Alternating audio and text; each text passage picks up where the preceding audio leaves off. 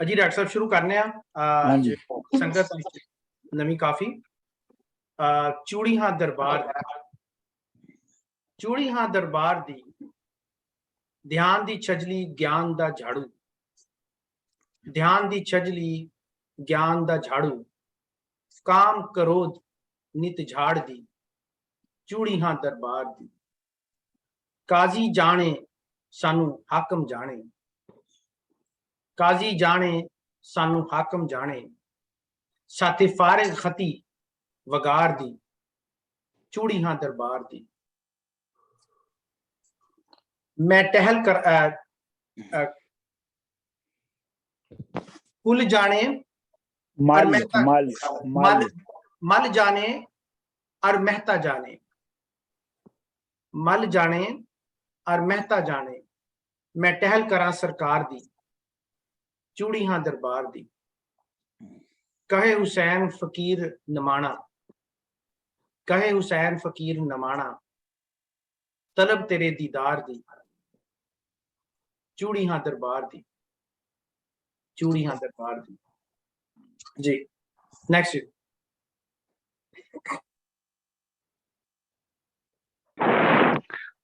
हाँ जी मैं पढ़दा जी। चूड़ी हाँ दरबार दी ध्यान दी छजली ज्ञान दा झाड़ू काम क्रोध नित झाड़ दी काजी जाने सानू हाकम जाने साथे फिर खाती वेगार दी मल जाने और मेहता जाने मैं टहल करा सरकार दी कह हुसैन फकीर निमाना तलब तेरे दीदार दी मैं चूड़ी हाँ दरबार दी। हाँ जी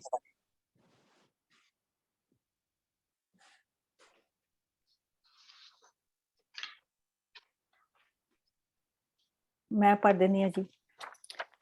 चूड़ी हाँ दरबार दी ध्यान दी छजली ज्ञान दा झाड़ू काम क्रोध नित झाड़ दी काजी जाने सानू हाकम जाने साथे फारगती बेगार दी मल जाने और मेहता जाने मैं टहल करा सब सरकार दी कहे हुसैन फकीर निमाना तलब तेरे दीदार दी।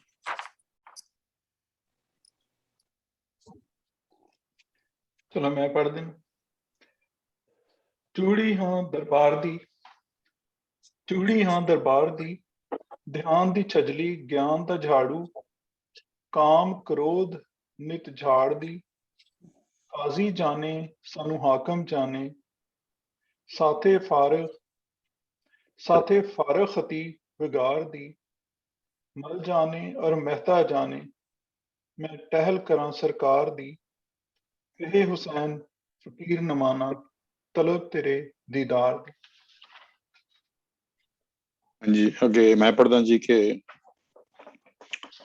चूड़ी हाँ दरबार दी ध्यान दी छजली ज्ञान दा झाड़ू काम क्रोध नित झाड़ दी चूड़ी हाँ दरबार दी काजी जाने सानू हाकम जाने साथे फार खती बेगार दी चूड़ी हाँ दरबार दी मल जाने और मेहता जाने मैं टहल करा सरकार दी चूड़ी हाँ दरबार दी कहे हुसैन फकीर निमाना तलब तेरे दीदार दी चूड़ी हाँ दरबार दी। अच्छा जी मैं पढ़नी आ। चूड़ी हाँ दरबार दी ध्यान दी छजली ज्ञान दा झाड़ू काम क्रोध नित झाड़ दी काजी जाने सानू हाकम जाने साथे फारखती वेगार दी मल जाने और मेहता जाने मैं टहल करा सरकार दी कहे हुसैन फकीर निमाना तलब तेरे दीदार दी चूड़ी हाँ दरबार दी। चूड़ी हाँ दरबार दी ਧਿਆਨ ਦੀ ਚਜਲੀ ਗਿਆਨ ਦਾ ਝਾੜੂ ਕਾਮ ਕ੍ਰੋਧ ਨਿਤ ਝਾੜਦੀ ਕਾਜ਼ੀ ਜਾਣੇ ਸਾਨੂੰ ਹਾਕਮ ਜਾਣੇ ਸਾਥੇ ਫਾਰਗ ਖਤੀ ਵਿਗਾੜਦੀ ਮਲ ਜਾਣੇ ਅਰ ਮਹਿਤਾ ਜਾਣੇ ਮੈਂ ਟਹਿਲ ਕਰਾਂ ਸਰਕਾਰ ਦੀ ਕਹੇ ਹੁਸੈਨ ਫਕੀਰ ਨਿਮਾਣਾ ਤਲਬ ਤੇਰੇ ਦੀਦਾਰ ਦੀ ਚੂੜੀ ਹਾਂ ਦਰਬਾਰ ਦੀ।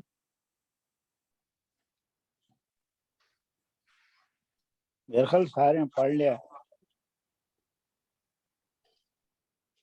हाँ जी। हाँ जी। चूड़ी हाँ दरबार दी ध्यान दी सजली सजली ज्ञान दा झाड़ू काम क्रोध नित झाड़ दी काजी जाने सानू हाकम जाने साथे फारग खती खती वगार दी मल जाने और मेहता जाने टहल करा सरकार दी कहे हुसैन फकीर नमाना तलब तेरे दीदार दी। चूड़ी हाँ चूड़ी तो तुहानू पता ही है चूड़ी सफाई करने वाली चूड़ी हुंदी है। चूड़ी हाँ दरबार दरबार का मतलब है जेड़ा पूरा बादशाह दा जेड़ा सारा जेड़ा दरबार है ओदी मैं चूड़ी है। डॉक्टर साहब एक मिनट, बाकी सब लोग म्यूट कर लें प्लीज, सिवाय डॉक्टर साहब से प्लीज।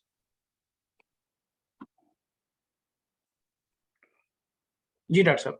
काजी जाने हाकम जाने काजी भी जानदा है शहर दा काजी जेड़ा मजहबी फसवे लाउंदा है ते हाकम जेड़ा कि ओदा बंदोबस्त करदा है शहर दा वो भी जानदा है इस गल नूं। साथे फारग खती वगार दी मतलब सानू वगार तो छूट मिली हुई है। फारग खती का मतलब होंदा है कि ए तुहाडे ते लागू नहीं हुंदा, यानी तुसी फारग हो इस काम तो, वगार करन तो फारग हो तुसी, तुहानू वगार नहीं करनी पवेगी। साथे फारग खती ते तुहानू मैं दस दिता है। वगार का मतलब होंदा है जिहड़ी जबरदस्ती या वॉलंटरी बगैर पैसे दे जिहड़ी मेहनत की जाती है दूजे लई उन्होंने वगार कहते हैं। ते साढ़े पिंडां दे विच एक सरकारी मुलाजम हुंदा सी जिन्हों वगारी कहते सन। ते वगारी जिहड़ा है ਉਹਦਾ ਕੰਮ ਇਹ ਸੀ ਕਿ ਜਿਹੜੇ ਬਾਕੀ ਦੇ ਜਿਹੜੇ ਸਟੇਟ ਅਪਾਇੰਟਡ ਆਫੀਸ਼ੀਅਲਸ ਨੇ ਉਹਨਾਂ ਦੀ ਹਰ ਤਰ੍ਹਾਂ ਦੀ ਉਹ ਮਦਦ ਕਰੇ। ਫਿਰ ਐਲਾਨ ਪਿੰਡ 'ਚ ਹੋਣੇ ਨੇ ਉਹ ਵੀ ਵਗਾਰੀ ਨੇ ਕਰਨੇ ਨੇ ਵਗੈਰਾ ਵਗੈਰਾ। ਸੋ ਵਗਾਰੀ ਇੱਕ ਪੇਸ਼ਾ ਵੀ ਸੀ ਪਿੰਡਾਂ ਦੇ ਵਿੱਚ। ਤੇ ਵਗਾਰ ਜਿਹੜੀ ਹੈ ਉਹ ਜਦੋਂ ਬਹੁਤ ਸਾਰੇ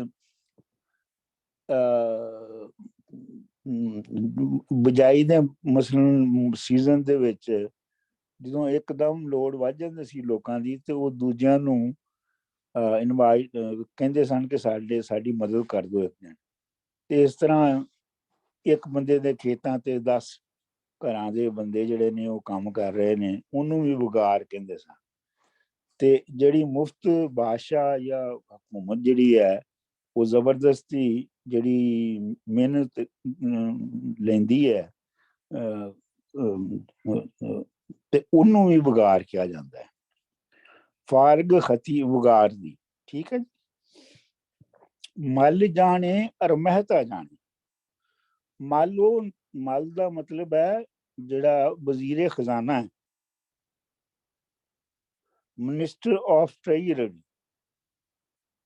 ਔਰ ਮਹਿਤਾ ਜਿਹੜਾ ਹੈ ਉਹ ਸਮਝ ਲਓ ਕਿ ਉਹ ਆਰਗੇਨਾਈਜ਼ਰ ਹੈ ਸਟੇਟ ਦਾ। ਮਲ ਜਾਣੇ ਔਰ ਮਹਿਤਾ ਜਾਣੇ ਟਹਿਲ ਕਰਾਂ ਸਰਕਾਰ ਦੀ। ਇਹ ਵਜ਼ੀਰੇ ਕਾਨੂੰਨ ਤੇ ਵਜ਼ੀਰੇ ਸਿਆਸਤ ਜਿਹੜੇ ਨੇ ਦੋਵਾਂ ਨੂੰ ਇਹ ਪਤਾ ਹੈ ਕਿ ਮੈਂ ਸਰਕਾਰ ਦੀ ਦਾ ਮਤਲਬ ਹੈ ਜਿਹੜੀ ਬਾਦਸ਼ਾਹ ਸਭ ਤੋਂ ਵੱਡਾ ਜਿਹਦੀ ਹਕੂਮਤ ਚੱਲ ਰਹੀ ਹੈ, ਜਿਹਦੀ ਸਰਕਾਰ ਦੇ ਵਿੱਚ ਅਸੀਂ ਰਹਿ ਰਹੇ ਹਾਂ, ਉਸ ਸਰਕਾਰ ਦੀ ਮੈਂ ਟਹਿਲ ਕਰਨੀ ਹੈ, ਮਤਲਬ ਮੈਂ ਉਹਦੀ ਸੇਵਾ ਕਰਨੀ ਹੈ। ਕਹੇ ਹੁਸੈਨ ਫਕੀਰ ਨਮਾਣਾ ਤਲਬ ਤੇਰੇ ਦੀਦਾਰ ਦੀ। ਤਲਬ ਦਾ ਮਤਲਬ ਹੁੰਦਾ ਹੈ ਡਿਮਾਂਡ, ਕਿ ਬਸ ਮੈਨੂੰ ਤੇ ਤੇਰੇ ਦੀਦਾਰ ਦੀ ਖਿੱਚ ਹੈ, ਤੈਨੂੰ ਵੇਖਣ ਦੀ ਖਿੱਚ ਹੈ ਜਾਂ ਛਿੱਕ ਹੈ। ਤੇ ਇਹੋ ਫਕੀਰ ਨਮਾਣਾ ਕਹਿੰਦਾ ਹੈ ਕਿ ਬਸ ਤੇਰੇ ਦੀਦਾਰ ਮੈਨੂੰ ਚਾਹੀਦਾ, ਹੋਰ ਕੁਛ ਨਹੀਂ। ਚਲੋ ਮੈਨੇ ਇਹਦੇ ਕਰ ਦਿੱਤੇ ਨੇ, ਹੁਣ ਤੁਸੀਂ ਗੱਲ ਕਰੋ ਇੱਥੇ।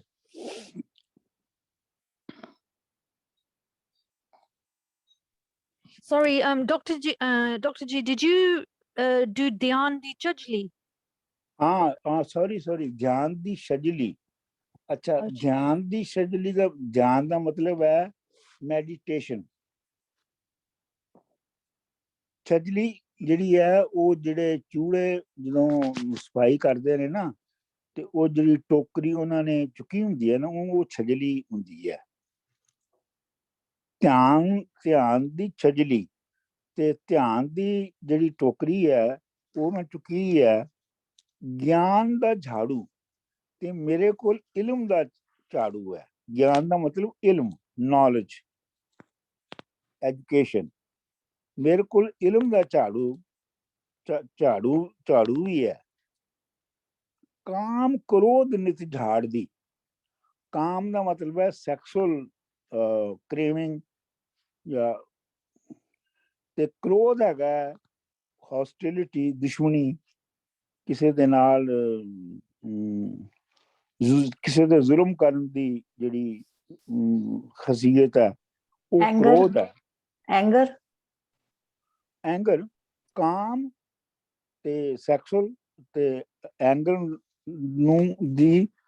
ਮੈਂ ਝਾੜਨੀ ਹੈ, ਮਤਲਬ ਉਹਨੂੰ ਮੈਂ ਲੋਕਾਂ ਤੋਂ ਲਾਉਣੀ ਹੈ।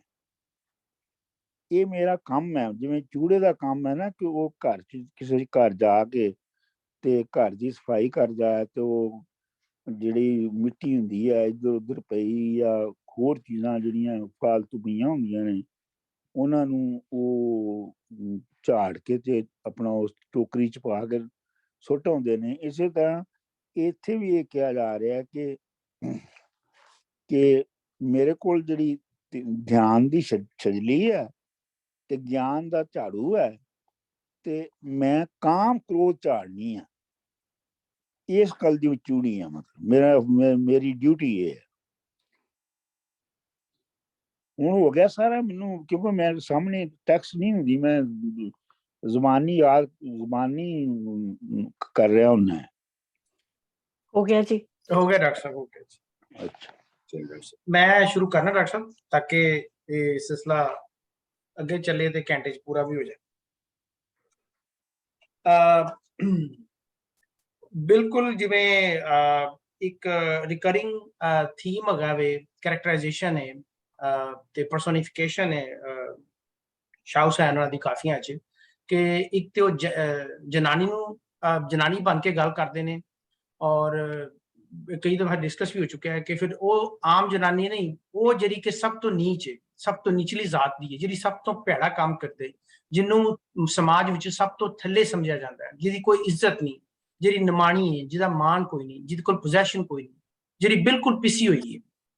ਤੇ ਚੂੜੀਆਂ ਦਰਬਾਰ ਦੀ, ਤੇ ਚੂੜੀਆਂ ਦਰਬਾਰ ਤੋਂ ਬਿਲਕੁਲ ਮੇਰੇ ਚਾਹੁੰਦਾ ਹੈ ਕਿ ਇੱਕ ਦਰਬਾਰ ਲੱਗਾ ਹੈ, ਉਹਦੇ ਚ ਸ਼ੋਅ ਬੈਠਾ ਹੈ, ਔਰ ਸ਼ੋਅ ਦੇ ਖਿਡਾਰੀ ਬੈਠੇ ਨੇ, ਤੇ ਉੱਥੇ ਚੂੜੀਏ ਜਿਹਦਾ ਕੰਮ ਹੈ ਕਿ ਉਸ ਦਰਬਾਰ ਨੂੰ ਸਾਫ਼ ਕਰਨਾ, ਤਾਂ ਕਿ ਜਦੋਂ ਸ਼ੋਅ ਉੱਥੇ ਆ ਕੇ ਬੈਠੇ, ਦਰਬਾਰੀ ਬੈਠਣ, ਤੇ ਉਹ ਜਿਹੜੀ ਮਹਿਫਿਲ ਹੈ ਉਹ ਸਜੇ।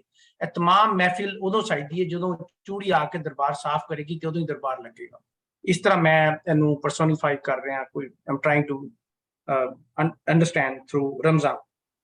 ਧਿਆਨ ਦੀ ਛਜਲੀ, ਗਿਆਨ ਦਾ ਝਾੜੂ, ਕਾਮ ਕ੍ਰੋਧ ਨਿਤ ਝਾੜਦੀ। ਕਿ ਇਹਦੇ ਚ ਮੈਂ ਦੇਖ ਰਿਹਾ ਇੱਕ ਪੂਰਾ ਇੱਕ ਫਲਸਫਾ ਬਿਆਨ ਹੋ ਰਿਹਾ ਵੇ, step by step, top to bottom ਕਿ ਹੁਣ ਚੂੜੀ ਹੈ ਉਹ ਦਰਬਾਰ ਦੀ ਹੈ, ਫਿਰ ਦਰਬਾਰ 'ਚ ਕੀ ਕੰਮ ਕਰਦੀ ਪਈ ਉਹ, ਚੂੰਕਿ ਚੂੜੀ ਉਹਦਾ ਕੰਮ ਸਫਾਈ ਕਰਨਾ ਹੈ, ਔਰ ਧਿਆਨ ਦੀ ਛਜਲੀ ਗਿਆਨ ਦਾ ਝਾੜੂ, ਅਗਰ ਉਹਦੇ ਕੋਲ ਸਿਰਫ ਜੋ ਮੈਨੂੰ ਸਮਝ ਆ ਰਿਹਾ ਕਹਿ ਰਹੇ ਨੇ ਕਿ ਸਿਰਫ ਇਲਮ ਵੀ ਕਾਫੀ ਨਹੀਂ ਗਾ, ਉਹਦੇ ਨਾਲ ਤੁਹਾਨੂੰ ਮੈਡੀਟੇਸ਼ਨ ਵੀ ਕਰਨੀ ਜ਼ਰੂਰੀ ਹੈ, ਜਪਣਾ ਵੀ ਜ਼ਰੂਰੀ ਹੈ, ਜ਼ਿਕਰ ਵੀ ਜ਼ਰੂਰੀ ਹੈ, ਫੋਕਸ ਹੋਣਾ ਵੀ ਜ਼ਰੂਰੀ ਹੈ, ਸਿਰਫ ਇਲਮ ਕਾਫੀ ਨਹੀਂ ਗਾ। ਅਗਰ ਤੁਸੀਂ ਇਹ ਦੋਵੇਂ ਚੀਜ਼ਾਂ ਨਾਲ ਲੈ ਕੇ ਚੱਲੋਗੇ ਤभी ਜਾ ਕੇ ਤੁਸੀਂ ਆਪਣੇ ਅੰਦਰ ਪਿਉਰੀਫਿਕੇਸ਼ਨ ਲਿਆ ਸਕਦੇ ਹੋ, ਔਰ ਅੰਦਰ ਤੁਹਾਡੇ ਜਿਹੜੀਆਂ ਇਹ ਨੈਗੇਟਿਵ ਚੀਜ਼ਾਂ ਨੇ ਉਹਨਾਂ ਨੂੰ ਤੁਸੀਂ, ਜਿਹੜੀਆਂ ਮੰਨਫੀ ਚੀਜ਼ਾਂ ਨੇ ਜਿਹੜੀਆਂ ਤੁਹਾਨੂੰ ਇਨਸਾਨ ਤੋਂ ਦੂਰ ਕਰਦੀਆਂ ਨੇ, ਇਨਸਾਨ ਨੂੰ ਸਮਾਜ ਤੋਂ ਦੂਰ ਕਰਦੀਆਂ, ਇਨਸਾਨ ਨੂੰ ਆਪਣੇ ਆਪ ਤੋਂ ਦੂਰ ਕਰਦੀਆਂ, ਦੂਈ ਖੁਦਾਈ ਕੋਲੋਂ ਖਲਕਤ ਕੋਲੋਂ ਦੂਰ ਕਰਦੀਆਂ, ਨੇਚਰ ਤੋਂ ਦੂਰ ਕਰਦੀਆਂ, ਇਹ ਚੀਜ਼ਾਂ ਉਦੋਂ ਖਤਮ ਹੋਣਗੀਆਂ ਜਦੋਂ ਤੁਸੀਂ ਨਾ ਸਿਰਫ ਇਲਮ ਹਾਸਿਲ ਕਰੋਗੇ ਬਲਕਿ ਉਸ ਇਲਮ ਤੇ ਸੋਚ ਵਿਚਾਰ ਵੀ ਕਰੋਗੇ, ਮੈਡੀਟੇਸ਼ਨ ਵੀ ਕਰੋਗੇ, ਜਪੋਗੇ ਵੀ, ਜ਼ਿਕਰ ਵੀ ਕਰੋਗੇ, ਫੋਕਸ ਵੀ ਰਹੋਗੇ, ਤੇ ਫਿਰ ਜਾ ਕੇ ਤੁਸੀਂ ਇਹ ਚੀਜ਼ਾਂ ਤੇ ਸਫਾਈ ਕਰ ਸਕੋਗੇ ਜਿਵੇਂ ਕਿ ਚੂੜੀ ਸਫਾਈ ਕਰਦੀ, ਤਾਂ ਜਾ ਕੇ ਤੁਸੀਂ ਇੱਕ ਪਿਊਰੀਫਾਈਡ ਇਨਸਾਨ ਬਣ ਸਕਦੇ ਹੋ ਜਿਹੜਾ ਕਿ ਸਮਾਜ ਵਿੱਚ ਇੱਕ ਪੋਜ਼ਿਟਿਵ ਟਾਵਰ ਹੋਵੇ ਵੀਕਨ ਦਾ। ਮਲ ਜਾਣੇ ਔਰ ਮਹਿਤਾ ਜਾਣੇ ਮੈਂ ਟਹਿਲ ਕਰਾਂ ਸਰਕਾਰ ਦੀ, ਅਗੇਨ ਉਹੀ ਥੀਮ ਆ ਰਿਹਾ ਕਿ ਜੀ ਚੂੰਕਿ ਮੈਂ ਚੂੜੀਆਂ ਦਰਬਾਰ ਦੀ ਮੈਂ ਬਹੁਤ ਹੀ ਥੱਲੇ ਆ, ਮੇਰਾ ਕੰਮ ਐਸਾ ਵੀ ਜਿਹੜਾ ਕਿ ਹਰ ਬੰਦਾ ਕਰਦਾ ਵੀ ਨਹੀਂ, ਮੇਰਾ ਸਭ ਤੋਂ ਗੰਦਾ ਕੰਮ ਹੈ, ਲੇਕਿਨ ਕਿਉਂਕਿ ਮੈਂ ਗਿਆਨ ਦੀ ਟੋਕਰੀ ਦੇ ਨਾਲ ਔਰ ਜਿਹੜੀ ਝਾੜੂ ਹੈ ਜਿਹੜਾ ਉੱਠ ਫਰੀਦਾ ਸੁੱਤਿਆ ਤੇ ਝਾੜੂ ਦੇ ਮਸੀਹ ਤੂੰ ਸੁੱਤਾ ਰੱਬ ਜਾਗਦਾ ਤੇਰੀ ਡਾਢੇ ਨਾਲ ਪ੍ਰੀਤ, ਝਾੜੂ ਦਾ ਜਿਹੜਾ ਸਿੰਬਲ ਹੈ ਜਾਂ ਜਿਹੜੀ ਇਹਦੀ ਹੈ ਮੈਟਾਫੋਰ ਹੈ ਬਹੁਤ ਜ਼ਿਆਦਾ ਸਾਡੀ ਕਲਾਸੀਕਲ ਪੋਇਟਰੀ ਯੂਜ਼ ਹੋਇਆ, ਬਹੁਤ ਜ਼ਿਆਦਾ। ਇਹ ਮੈਂ ਇੱਥੇ ਇੱਕ ਮਿਸਾਲ ਦਿੱਤੀ ਹੈ, ਲੇਕਿਨ ਬੇਤਾਸ਼ਾ ਜਗ੍ਹਾ ਤੇ ਕਲਾਸੀਕਲ ਪੋਇਟਰੀ ਧਿਆਨ, ਝਾੜੂ ਤੇ ਸਫਾਈ ਅੰਦਰ ਦੀ ਇਹਦਾ ਬਹੁਤ ਜ਼ਿਆਦਾ ਰਿਪੀਟਡ ਸਿੰਬਲ ਹੈ। ਮਲ ਜਾਣੇ ਔਰ ਮਹਿਤਾ ਜਾਣੇ ਮੈਂ ਟਹਿਲ ਕੇ, ਚूंकि ਮੈਂ ਸਭ ਤੋਂ ਨਿਚਲੀ ਜ਼ਾਤ ਦੀ ਹਾਂ, ਮੇਰੀ ਕੋਈ ਐਡੀ ਹੈਸੀਅਤ ਵੀ ਕੋਈ ਨਹੀਂ ਹੈਗੀ, ਔਰ चूंकि ਮੈਂ ਮਜ਼ਹਬ ਨੂੰ ਜਿਹੜਾ ਹੈਗਾ ਸੌਰੀ ਮੈਂ ਕਿੱਥੇ ਚਲਾ ਗਿਆ, ਕਾਜ਼ੀ ਜਾਣੇ ਸਾਨੂੰ ਹਾਕਮ ਜਾਣੇ, ਮੈਂ ਸੌਰੀ ਮਿਸ ਕਰ ਗਿਆ ਸਾਂ, ਕਾਜ਼ੀ ਜਾਣੇ ਸਾਨੂੰ ਹਾਕਮ ਜਾਣੇ ਸਾਥੇ ਫਤੀ ਵਗਾਰ ਦੀ। ਹੁਣ ਇੱਥੇ ਫਿਰ ਦੋ ਇੰਸਟੀਟਿਊਸ਼ਨ ਪਿਕ ਕਰਦੇ ਪਏ ਨੇ, ਇੱਕ ਜਿਹੜਾ ਵੇ ਉਹ ਇੰਸਟੀਟਿਊਸ਼ਨ ਆਫ ਰਿਲੀਜਨ ਜਿਹਨੂੰ ਕਾਜ਼ੀ ਕਹਿ ਰਹੇ ਨੇ, ਤੇ ਇੱਕ ਜਿਹੜਾ ਕਿ ਐਮਪਾਵਰਡ ਹੈ ਜਾਂ ਮੋਨਾਰਕੀ ਹੈ ਜਾਂ ਬਾਦਸ਼ਾਹ ਤੇ ਜਾਂ ਹਾਕਮ ਹੈ, ਉਹਨਾਂ ਨੂੰ ਪਿਕ ਕਰ, ਚूंकि ਉਹ ਕਹਿ ਰਹੇ ਨੇ ਕਿ ਮੈਂ ਨਿਚਲੀ ਜ਼ਾਤ ਦਾ ਬੰਦਾ ਵਾਂ, ਕਿ ਇਹਨਾਂ ਦੋਵਾਂ ਨੇ ਮੈਨੂੰ ਫਰਕ ਕਰਤਾ, ਮੈਨੂੰ ਐਗਜ਼ੈਂਪਸ਼ਨ ਦੇ ਦਿੱਤੀ ਕਿ ਠੀਕ ਹੈ ਵੀ ਤੂੰ ਜੋ ਮਰਜ਼ੀ ਕਰ, ਸਾਨੂੰ ਪਰਵਾਹ ਨਹੀਂ ਗਈ, ਲੇਕਿਨ ਇਹ ਸਿਚੁਏਸ਼ਨ, ਇਹ ਐਗਜ਼ੈਂਪਸ਼ਨ ਇਸ ਕੰਡੀਸ਼ਨ ਤੇ ਮਿਲੀ ਹੈ ਜੋ ਮੈਨੂੰ ਸਮਝ ਆਈ ਹੈ ਕਿ ਮੈਂ ਇੱਕ ਤੇ ਜਿਹੜਾ ਧਿਆਨ ਦੀ ਛਜਲੀ ਤੇ ਗਿਆਨ ਦਾ ਝਾੜੂ, ਮੈਂ ਇਲਮ ਔਰ ਮੈਡੀਟੇਸ਼ਨ ਇਹ ਮੈਂ ਦੋਵਾਂ ਦਾ ਪੱਲੂ ਨਹੀਂ ਛੱਡਿਆ, ਚूंकि ਮੈਂ ਦੋਵਾਂ ਦਾ ਪੱਲੂ ਨਹੀਂ ਛੱਡਿਆ, ਚੂੜੀ ਹੋ ਕੇ ਔਰ ਸਫਾਈ ਵੀ ਮੈਂ ਪੂਰੀ ਕਰਨੀ ਪਈ ਆ, ਤੇ ਮੈਨੂੰ ਇਹਦੀ ਐਗਜ਼ੈਂਪਸ਼ਨ ਮਿਲ ਗਈ ਹੈ। ਦਾ ਮਤਲਬ ਹੈ ਅਗਰ ਤੁਸੀਂ ਇਹਨਾਂ ਇੰਸਟੀਟਿਊਸ਼ਨਸ ਤੋਂ ਜਾਨ ਛੁਡਾਣੀ ਹੈ, ਇਹਨਾਂ ਸੰਗਲੀਆਂ ਨੂੰ ਤੋੜਨਾ ਹੈ, ਆਪਣੀ ਸੋਚ ਨੂੰ ਆਜ਼ਾਦ ਕਰਨਾ ਹੈ, ਆਪਣੇ ਆਪ ਨੂੰ ਆਜ਼ਾਦ ਕਰਨਾ ਹੈ, ਤੇ ਤੁਹਾਨੂੰ ਇਹ ਦੋ ਕੰਮ ਕਰਨੇ ਪੈਣਗੇ। ਅਗਰ ਨਹੀਂ ਕਰੋਗੇ ਤਾਂ ਤੁਸੀਂ ਬੰਦਿਸ਼ਾਂ 'ਚ ਬੰਦੇ ਰਹੋਗੇ, ਸਮਾਜ ਦੀਆਂ, ਹਾਕਮ ਦੀਆਂ, ਮਜ਼ਹਬ ਦੀਆਂ, ਇਹ तमाम ਬੰਦਿਸ਼ਾਂ ਜਿਹੜੀਆਂ ਤੁਹਾਨੂੰ ਰੋਕਦੀਆਂ ਪਈਆਂ ਨੇ ਵਧਣ ਤੋਂ, ਸੋਚ ਵਧਾਉਣ ਤੋਂ, ਆਪਣੇ ਆਪ ਨੂੰ ਅੱਗੇ ਲੈ ਜਾਣ ਤੋਂ। ਤੇ ਮਲ ਜਾਣੇ ਔਰ ਮਹਿਤਾ ਜਾਣੇ ਮੈਂ ਟਹਿਲ ਕਰਾਂ ਸਰਕਾਰ ਦੀ, ਇਹ ਮੈਂ ਜ਼ਿਆਦਾ ਮੈਨੂੰ ਸ਼ਾਇਦ ਮੈਂ ਨਾ ਬਿਆਨ ਕਰ ਸਕਾਂ ਇਹਨੂੰ, ਲੇਕਿਨ ਉਸ ਤਰ੍ਹਾਂ ਕਿਉਂਕਿ ਹੁਣ ਫਲੋ ਚੱਲਦਾ ਪਿਆ, ਦਰਬਾਰ ਤੋਂ ਸ਼ੁਰੂ ਹੋਇਆ ਤੇ ਦਰਬਾਰ ਤੋਂ ਸ਼ੁਰੂ ਹੋ ਕੇ ਉਹ ਇੰਸਟੀਟਿਊਸ਼ਨ ਤੇ ਆਇਆ, ਹੁਣ ਇੰਸਟੀਟਿਊਸ਼ਨ ਸ਼ੁਰੂ ਹੋ ਕੇ ਉਹ ਮਿਨਿਸਟਰਸ ਤੇ ਆ ਗਿਆ, ਤਾਂ ਇੱਕ drop down chain of command ਹੈ ਜਿਹਨੂੰ ਕਿ ਉਹ ਟੱਚ ਕਰ ਰਹੇ ਨੇ ਇੱਥੇ, ਕਿ ਮੈਂ ਤੇ ਆਪਣੀ ਸਰਕਾਰ ਦੀ ਟਹਿਲ ਟਕੋਰ ਕਰਨੀ ਪਈਆਂ, ਸੇਵਾ ਕਰਨੀ ਪਈਆਂ, ਸਾਰੇ ਜਾਣਦੇ ਨੇ, ਚूंकि ਚੂੜੀ ਹੈ ਉਹਦਾ ਕੰਮ ਹੀ ਸੇਵਾ ਕਰਨਾ ਹੈ, ਔਰ ਬਗੈਰ ਮੁਆਵਜ਼ੇ ਦੇ। ਹੁਣ ਤੁਸੀਂ ਦੇਖੋ ਨਾ ਅੱਜ ਵੀ ਸਾਡੇ ਮੁਆਸ਼ਰੇ 'ਚ ਕਿੰਨਾ ਵੀ ਤੁਸੀਂ ਮੁਆਵਜ਼ਾ ਦੇ ਦਿਓ ਚੂੜੀ ਨੂੰ ਕੰਮ ਕਰਨ ਦਾ, it will never be enough, because we are not just society, ਅਸੀਂ ਸੋਸਾਇਟੀ ਜਸਟ ਹੈ ਹੀ ਨਹੀਂ, ਇਨਸਾਫ ਕੀਤਾ ਹੀ ਨਹੀਂ ਕਦੀ, ਅਸੀਂ ਆਪਣੇ ਬਰਾਬਰਾਂ ਦਾ ਕਰਦੇ, ਥੱਲੇ ਵਾਲਿਆਂ ਨੇ ਕੀ ਕਰਨਾ ਅਸੀਂ। ਕਹੇ ਹੁਸੈਨ ਫਕੀਰ ਨਿਮਾਣਾ ਮਤਲਬ ਤਲਬ ਤੇਰੇ ਦੀਦਾਰ ਦੀ, ਇਟਸ ਅ ਵੈਰੀ ਰਿਕਰਿੰਗ ਥੀਮ, ਕਿ ਜਿਵੇਂ ਵਾਰਿਸ ਸ਼ਾਹ ਨੇ ਕਿਹਾ ਨਾ ਮੁਖੜੇ ਤੋਂ ਕੁੰਡਲਾ ਆਸ਼ਿਕ ਨੂੰ ਕੁੰਡ ਵਿਖਾ, ਉਹ ਜਿਹੜਾ ਕੁੰਡ ਹੈ ਉਹ ਇਹੀ ਕਹਿ ਰਹੇ ਨੇ ਕਿ ਵੀ ਕੁੰਡ ਚੁੱਕ ਕੇ ਜਿਹੜੇ ਵੀ ਪਰਦਾ ਹੈਗਾ, ਪਰਦਾ ਉਦੋਂ ਉੱਠੇਗਾ, ਉਦੋਂ ਦੀਦਾਰ ਹੋਏਗਾ ਜੋ ਤੁਸੀਂ ਮੈਂ ਅੱਗੇ ਨਹੀਂ ਸਮਝਦਾ ਵਾਂ ਕਿ ਇਹ ਧਿਆਨ ਔਰ ਮੈਡੀਟੇਸ਼ਨ ਜਿਹੜਾ ਨਾ ਗਿਆਨ ਤੇ ਧਿਆਨ, ਇਹ ਦੋਵਾਂ ਦੇ ਬਗੈਰ ਨਾ ਪਰਦਾ ਉੱਠੇਗਾ, ਔਰ ਨਾ ਤੁਹਾਨੂੰ ਜਾਨ ਛੁੱਟੇਗੀ, ਨਾ ਇਹ ਜਿਹੜੇ ਇੰਸਟੀਟਿਊਸ਼ਨਸ ਨੇ ਸੁਸਾਇਟੀ ਦੇ ਜਿਹੜੇ ਤੁਹਾਡੇ ਅੰਦਰ ਦੂਈ ਪਾ ਰਹੇ ਨੇ, ਤੁਹਾਨੂੰ ਕੱਲਿਆਂ ਕਰਦੇ ਪਏ ਨੇ। ਸੋ ਤਲਬ ਉਦੋਂ ਹੀ ਆਏਗੀ ਜਦੋਂ ਤੁਸੀਂ ਤਲਬ ਤੇਰੇ ਦੀਦਾਰ ਦੀ, ਦੇਖੋ ਇੱਕ ਤਲਬ ਹੁੰਦਾ ਤੇ ਇੱਕ ਹੁੰਦਾ ਤਲਬ ਦਾ ਪੂਰਾ ਹੋ ਜਾਣਾ। ਮੇਰੇ ਖਿਆਲ ਚ ਤਲਬ ਤੋਂ ਪੂਰੇ ਹੋਣ ਤੋਂ ਜ਼ਿਆਦਾ ਤਲਬ ਜਿਹੜੀ ਹੈ ਸਫਰ is more important then the destination. ਸੋ ਤਲਬ ਜਿਹੜੀ ਹੈ ਹਰ ਬੰਦੇ ਅੰਦਰ ਤਲਬ ਨਹੀਂ ਹੁੰਦੀ, ਤਲਬ ਉਦੋਂ ਹੋਏਗੀ ਜਦੋਂ ਫਿਰ ਉੱਪਰ ਉਹਨਾਂ ਨੇ ਕਿਹਾ ਕਿ ਜਦੋਂ ਤੁਸੀਂ ਧਿਆਨ ਤੇ ਗਿਆਨ ਮਿਲਾਓਗੇ, ਤੇ ਧਿਆਨ ਤੇ ਗਿਆਨ ਮਿਲਾ ਕੇ ਜਦੋਂ ਤੁਸੀਂ ਆਪਣੇ ਆਪ ਨੂੰ ਬਹੁਤ ਥੱਲੇ ਸੁੱਟੋਗੇ ਚੂੜੀ ਦੇ ਲੈਵਲ ਤੇ, ਤਬ ਜਾ ਕੇ ਤੁਹਾਡੀ ਤਲਬ ਸੱਚੀ ਹੋਏਗੀ ਤੇ ਤੁਹਾਨੂੰ ਦੀਦਾਰ ਹੋ ਸਕਦਾ ਵੇ, ਔਰ ਤੁਸੀਂ ਇਸ ਕਾਬਲ ਹੋਵੋਗੇ ਕਿ ਦੀਦਾਰ ਦੀ ਤਲਬ ਕਰ ਸਕੋ। ਪਹਿਲੇ ਇਸ ਆਪਣੇ ਆਪ ਨੂੰ ਇਸ ਕਾਬਲ ਕਰੋ ਕਿ ਤੁਸੀਂ ਉਸ ਦੀਦਾਰ ਦੀ ਤਲਬ ਕਰ ਸਕੋ, ਔਰ ਉਸ ਦੀਦਾਰ ਦੀ ਤਲਬ ਵਾਸਤੇ ਤੁਹਾਨੂੰ ਚੂੜੀ ਬਣਨਾ ਪਏਗਾ, ਬਹੁਤ ਨੀਚੇ ਸੁੱਟਣਾ ਪਏਗਾ, ਹੰਬਲ ਹੋਣਾ ਪਏਗਾ, ਆजिज ਹੋਣਾ ਪਏਗਾ, ਹਿਊਮਿਲਿਟੀ ਲਿਆਣੀ ਪਵੇਗੀ, ਔਰ ਧਿਆਨ ਔਰ ਗਿਆਨ ਦੇ ਨਾਲ ਗਿਆਨ ਔਰ ਧਿਆਨ ਦੇ ਨਾਲ ਤੁਹਾਨੂੰ ਚੱਲਣਾ ਪਏਗਾ। मैंने समझ लिया डॉक्टर साहब, मैं सॉरी मैं आशा ज्यादा कर रहा हूँ। Next ji, thank you. ਜੇ ਸੰਗਤ ਦੀ ਇਜਾਜ਼ਤ ਹੋਏ ਤੇ ਜੀ ਮੈਂ ਕੁਝ ਦੋ ਗੱਲਾਂ ਕਹਿਣੀਆਂ। ਸਭ ਤੋਂ ਪਹਿਲਾਂ ਦਰਬਾਰ ਕੀ ਹੈ? ਦਰਬਾਰ ਹੈਗਾ ਆ ਇਹ ਕੁਦਰਤ, ਇਹ ਕਾਇਨਾਤ। ਇਸ ਕੁਦਰਤ ਨੂੰ ਕੌਣ ਸਭ ਤੋਂ ਜ਼ਿਆਦਾ ਪਲੀਤ ਕਰਦਾ ਹੈ? ਉਹ ਹੈ ਇਨਸਾਨ। ਔਰ ਕਿਸ ਤਰ੍ਹਾਂ ਪਲੀਤ ਕਰਦਾ ਹੈ? ਸੜਕ ਤੇ ਕਾਗਜ਼ ਸੁੱਟ ਕੇ ਨਹੀਂ ਪਲੀਤ ਹੁੰਦਾ ਇਹ ਕੁਦਰਤ, ਏਦਾਂ ਨਹੀਂ ਪਲੀਤ ਹੁੰਦੀ। ਇਹ ਸਭ ਤੋਂ ਜਿਹੜਾ ਇਹਦਾ ਹੈਗਾ ਸਭ ਤੋਂ ਜ਼ਿਆਦਾ ਇਨਸਾਨ ਇਹਨੂੰ ਕਰਦਾ ਹੈ। ਉਹ ਆਪਣੀ ਗੰਦੀ ਤੇ ਡਿਸਟਰਕਟਿਵ ਸੋਚ ਧਾਰਾ ਦੇ ਨਾਲ, ਜਿਹੜੀ ਉਹਦੀ ਸੋਚ ਧਾਰਾ ਹੈਗੀ ਆ, ਉਹਦੇ ਨਾਲ ਉਹ ਇਹਦੇ ਚ ਸਭ ਤੋਂ ਜ਼ਿਆਦਾ ਗੰਦਗੀ ਫੈਲਾਉਂਦਾ ਹੈ। ਔਰ ਸੈਕੰਡਲੀ ਤੇ ਆਪਣੇ ਬੁਰਾਈਆਂ ਦੇ ਨਾਲ ਜੋ ਵੀ ਇਸ ਕੁਦਰਤ ਦੇ ਨਿਯਮਾਂ ਦੇ ਖਿਲਾਫ ਹੁੰਦੀਆਂ, ਜਿਹੜੀ ਵੀ ਤੁਹਾਡੀ ਆਦਤ ਜਾਂ ਜੋ ਵੀ ਤੁਹਾਡਾ ਕਰਮ ਹੈਗਾ ਜਿਹੜਾ ਇਸ ਕੁਦਰਤ ਦੇ ਨਿਯਮ ਦੇ ਖਿਲਾਫ ਹੈਗਾ, ਉਹ ਜਿਹੜੇ ਤੁਹਾਡੇ ਉਹ ਕਰਮ ਨੇ, ਉਹ ਇਸ ਦੁਨੀਆ ਨੂੰ, ਇਸ ਸ੍ਰਿਸ਼ਟੀ ਨੂੰ, ਇਸ ਕਾਇਨਾਤ, ਇਸ ਕੁਦਰਤ ਨੂੰ ਉਹ ਪਲੀਤ ਕਰਦੇ ਨੇ। ਸੋ ਉਹਦੇ ਬਾਅਦ ਤੁਸੀਂ ਇੱਥੇ ਦੇਖੋ ਕਿ ਜੀ ਚੂੜੀ, ਲਫ਼ਜ਼ ਚੂੜੀ ਹੈ। ਉਹਨੇ ਚੂੜੀ ਕਿਉਂ ਆਖਿਆ, ਚੂੜਾ ਕਿਉਂ ਨਹੀਂ ਆਖਿਆ? ਕੰਮ ਤੇ ਦੋਨੋਂ ਇੱਕੋ ਹੀ ਕਰਦੇ ਨੇ ਨਾ।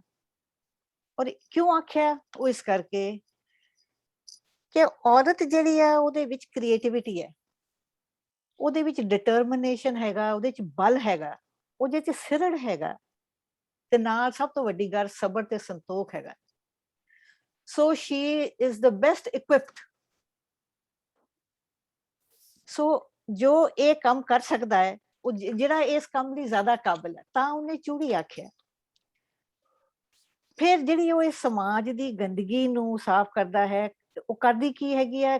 ਜਿਹੜੇ ਇੱਥੋਂ ਦੇ ਕੁਰੈਤੀਆਂ ਨੇ, ਜਿਹੜੀ ਇੱਥੋਂ ਦੀ ਹੈਗੀ, ਜਸਟ ਲਾਈਕ ਜੋ ਉਹਨਾਂ ਨੇ ਦੋ ਐਗਜ਼ਾਮਪਲ ਦਿੱਤੇ ਨੇ, ਕਾਮ, ਕ੍ਰੋਧ, ਕਿਸ ਤਰ੍ਹਾਂ ਕਰਦਾ ਹੈ? ਗਿਆਨ ਕਰਦੀ ਹੈ। ਨਹੀਂ, ਕਿਸ ਤਰ੍ਹਾਂ ਸਾਫ਼ ਕਰਦੀ ਹੈ? ਗਿਆਨ ਦੇ ਨਾਲ। ਗਿਆਨ, ਨੌਲੇਜ, ਧਿਆਨ, ਮੈਡੀਟੇਸ਼ਨ ਦੇ ਵਿੱਚ ਤੁਹਾਨੂੰ ਕਨਸੈਂਟਰੇਸ਼ਨ ਦੀ ਜ਼ਰੂਰਤ ਹੁੰਦੀ ਹੈ। ਔਰ ਇਸ ਤਰ੍ਹਾਂ ਵਿਦ ਮੈਡੀਟੇਸ਼ਨ ਦੇ ਨਾਲ, ਕਨਸੈਂਟਰੇਸ਼ਨ ਤੇ ਨੌਲੇਜ ਦੇ ਨਾਲ ਤੁਸੀਂ ਇਥੋਂ ਦੀ ਇਸ ਗੰਦਗੀ ਨੂੰ ਸਫਾਈ ਕਰ ਸਕਦੇ ਹੋ ਇਹਦੀ। ਔਰ ਉਹ ਇਸ ਸਮਾਜ ਦੇ ਜਿਹੜੇ ਉਹ ਸਾਰੇ ਉਹਨੇ ਗਿਣਾਏ ਨੇ, ਜਿਹੜੇ ਸਮਾਜ ਦੇ ਠੇਕੇਦਾਰ ਨੇ, ਜਿਹੜੇ ਉਹ ਸਾਰੇ ਨੇ ਹਾਕਮ ਨੇ, ਸਾਰੇ ਉਹ ਮਿਨਿਸਟਰਸ ਨੇ, ਜੋ ਵੀ ਨੇ, ਉਹ ਇਸ ਸਮਾਜ ਦੇ ਠੇਕੇਦਾਰ ਨੇ। ਸੋ ਜਿਹੜਾ ਪੋਇਟ ਹੈਗਾ ਉਹ ਐਲਾਨ ਕਰ ਰਿਹਾ ਹੈ ਕਿ ਮੈਂ ਇਹ ਕੋਈ, ਮੈਨੂੰ ਇਹ ਹੁਕਮ ਹੈ, ਮੈਨੂੰ ਇਹ ਆਪਣੇ ਸ਼ੌਹ ਦਾ ਜਾਂ ਆਪਣੇ ਮਾਲਕ ਦਾ ਹੁਕਮ ਹੈਗਾ, ਔਰ ਮੈਂ ਉਹਨੂੰ ਮੰਨ ਕੇ ਇਹ ਕਰ ਰਿਹਾ। ਮੈਂ ਐਵੇਂ ਬਿਨਾ ਮਤਲਬ ਦੇ ਨਹੀਂ ਇਹ ਕੰਮ ਕਰ ਰਿਹਾ। I have a direction, this is my job. ਉਹ ਕਮਿਟ ਕਰ ਰਿਹਾ ਹੈ ਕਿ ਮੈਂ ਇਸ ਸਮਾਜ ਨੂੰ ਇਸ ਗਿਆਨ ਧਿਆਨ ਦੇ ਨਾਲ ਮੈਂ ਕਰਨਾ ਹੈ, and I am committed to that, ਕਿਉਂਕਿ ਇਹ ਮੇਰਾ ਕੰਮ ਹੈਗਾ। So I have been interested with this job. So ਜਿਸ ਤਰ੍ਹਾਂ ਸਾਰੇ ਜਾਣਦੇ ਨੇ ਕਿ ਜੋ ਦੋ ਲਫ਼ਜ਼ ਨੇ, ਇਹ ਗਿਆਨ, ਧਿਆਨ, ਇਹ ਸਾਡੀ ਜਿਹੜੀ ਪੰਜਾਬੀ ਲਿਟਰੇਚਰ ਦੇ ਵਿੱਚ ਬਹੁਤ ਵਾਰੀ ਆਉਂਦਾ ਹੈ। ਗੁਰੂ ਨਾਨਕ ਨੇ ਵੀ ਬਹੁਤ ਵਾਰ ਵਰਤਿਆ। ਗਿਆਨ, ਧਿਆਨ ਇਕੱਠੇ ਹੀ ਨੇ। ਗਿਆਨ ਦੇ ਨਾਲ ਤੁਹਾਨੂੰ ਧਿਆਨ ਆਉਂਦਾ ਹੈ, ਔਰ ਧਿਆਨ ਦੇ ਨਾਲ ਹੀ ਤੁਹਾਨੂੰ ਗਿਆਨ ਆਉਂਦਾ ਹੈ। ਸੋ ਇੱਥੇ ਇਹ ਦੋ ਗੱਲਾਂ ਜਿਹੜੀਆਂ ਨੇ ਉਹ ਸੋਚਣ ਵਾਲੀਆਂ ਨੇ।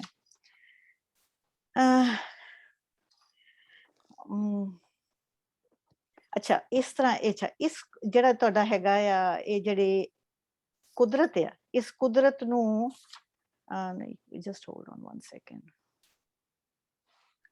ਹਾਂ, ਸੋ ਜਿਹੜੇ ਬਾਕੀ ਦਾ ਜਿਹੜਾ ਥੱਲੇ ਜਿਹੜੀ ਗੱਲ ਆਉਂਦੀ ਹੈ ਉਹ ਕੀ ਹੈਗਾ ਕਿ ਮੇਰਾ ਇਹ ਲਕਸ਼ ਹੈਗਾ, ਜਿਸ ਤਰ੍ਹਾਂ ਉਹ ਕਹਿੰਦੇ ਨੇ ਨਾ ਕਿ ਵੀ ਮੈਂ ਇਹ ਵੋਲੰਟਰੀ, ਮੇਰਾ ਇਹ ਲਕਸ਼ ਹੈਗਾ, ਇਹ ਮੇਰਾ ਏਮ ਹੈਗਾ ਕਿ ਮੈਂ ਇਸ ਸ੍ਰਿਸ਼ਟੀ ਦੀ ਸੇਵਾ, ਮੈਂ ਇਸ ਕੁਦਰਤ ਦੀ ਸੇਵਾ ਕਰਨੀ ਹੈ। ਕਿਉਂ ਕਰਨੀ ਹੈ?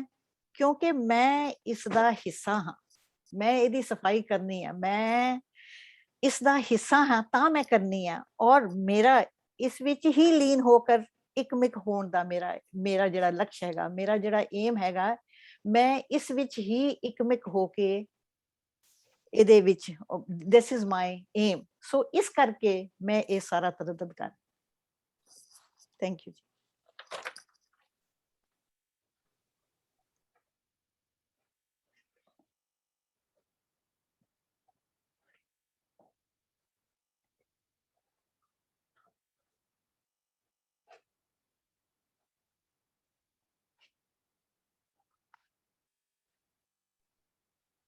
ਹਾਂਜੀ, ਤੇ ਸੰਗਤ ਦੀ ਇਜਾਜ਼ਤ ਨਾਲ ਮੈਂ ਕੋਸ਼ਿਸ਼ ਕਰਨੀ ਚਾਹਾਂਗਾ ਜੀ।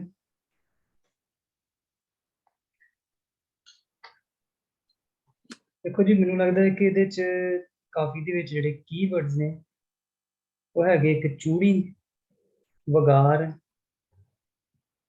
ਮੱਲ ਤੇ ਮਹਿਤਾ, ਦੂਜਾ ਦਰਬਾਰ ਤੇ ਸਰਕਾਰ।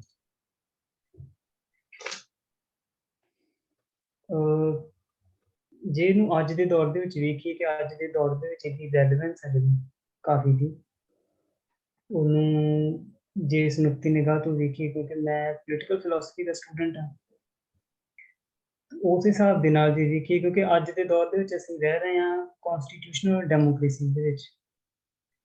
ਤੇ ਜਿਹੜੀ ਇੰਡੀਆ,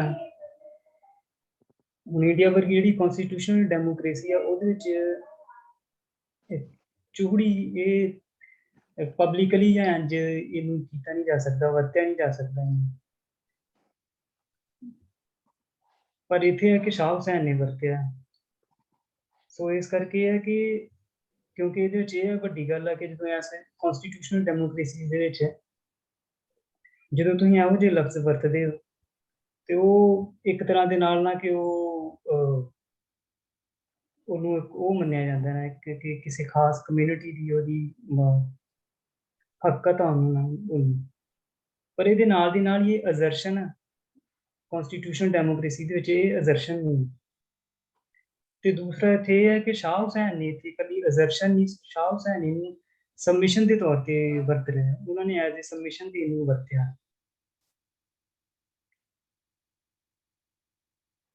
ਤੇ ਹੁਣ ਇਹਦੀ ਕਾਫੀ ਦੇ ਤੇ ਜੇ ਗੱਲ ਕਰੀਏ ਕਿ ਚੂੜੀਆਂ ਦਰਬਾਰ ਦੀ, ਹੁਣ ਜਿਹੜਾ ਦਰਬਾਰ ਆ ਇੱਥੇ ਸ਼ਾਹ ਹੁਸੈਨ ਜਿਹੜੇ ਆ ਕਿ ਮੈਨੂੰ ਲੱਗਦਾ ਕਿ ਜਿਹੜੇ ਅਲੰਕਾਰ ਜਿਹੜੇ ਵਰਤੇ ਆ ਉਹ ਚੂੜੀ ਵਰਤੀ, ਉਹ ਵਰਤਿਆ ਕਿ ਜਿਹੜਾ ਕਿ ਸਮਾਜ ਦਾ ਸਭ ਤੋਂ ਹੇਠਲੇ ਦਰਜੇ ਦੀ ਜਿਹੜੀ ਆ ਉਹੀ ਚੂੜੀ ਇੱਕ ਔਰਤ, ਉਹਨੂੰ ਵਰਤਿਆ ਕਿ ਉਹ ਆ।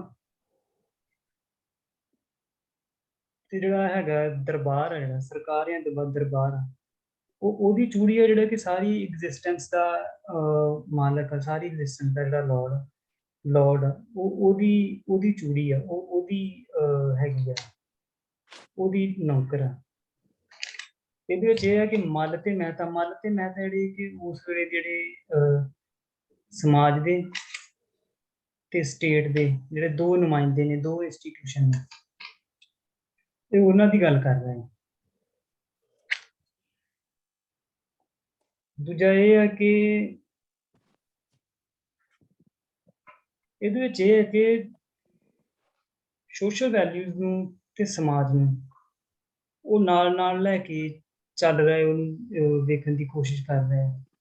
ਪਰ ਇਹ ਕਾਫੀ ਮੈਨੂੰ ਲੱਗਦਾ ਕਿ ਕਾਫੀ ਮੁਸ਼ਕਲ ਅੱਜ ਦੇ ਦੌਰ ਦੇ ਵਿੱਚ, ਖਾਸ ਕਰਕੇ ਅੱਜ ਦੇ, ਕਿਉਂਕਿ ਸਾਡੇ ਕੋਲ ਐਕਸਪੀਰੀਅੰਸ ਨਹੀਂ ਹੈਗਾ ਜੀ। ਇਸ ਐਕਸਪੀਰੀਅੰਸ ਦੇ ਵਿੱਚ ਸ਼ਾਹ ਹੁਸੈਨ ਨੇ ਇਹਨੂੰ ਲਿਖਿਆ, ਪਰ ਅੱਜ ਦੇ ਐਕਸਪੀਰੀਅੰਸ ਦੇ ਵਿੱਚ ਇਹਨੂੰ ਐਕਸਪਲੇਨ ਕਰਨਾ ਮੇਰੇ ਖਿਆਲ ਦੇ ਵਿੱਚ ਬਹੁਤ ਔਖਾ, ਤੇ ਸਾਡੇ ਕੋਲ ਟੂਲ ਵੀ ਨਹੀਂ ਹੈਗੇ ਇਹਨੂੰ ਨਾ ਉਸ ਤਰੀਕੇ ਦੇ ਨਾਲ ਐਕਸਪਲੇਨ ਕਰਨ ਦੇ। ਸੋ ਮੇਰੀ ਪਹੁੰਚ ਇੱਥੋਂ ਕੀ ਤੱਕ ਪਈ ਆ, ਬਾਕੀ ਅੱਗੇ ਸੰਗਤੀਆਂ ਅੱਗੇ ਸਾਰਾ ਕੁਛ ਉਹਨਾਂ ਅੱਗੇ ਆ ਕਿ ਉਹ ਇਹਨੂੰ ਹੋਰ ਅੱਗੇ ਐਕਸਪਲੇਨ ਕਰਨ ਦੀ ਜਾਂ ਇਹਨੂੰ ਖੋਲ੍ਹਣ ਦੀ ਹੋਰ ਕੋਸ਼ਿਸ਼ ਕਰਨ। ਤਾਂ ਕਿ ਇਹਨੂੰ ਚੰਗੀ ਤਰ੍ਹਾਂ ਹੋਰ ਸਮਝਿਆ ਜਾ ਸਕੇ। ਹਾਂਜੀ, ਮਿਹਰਬਾਨੀ।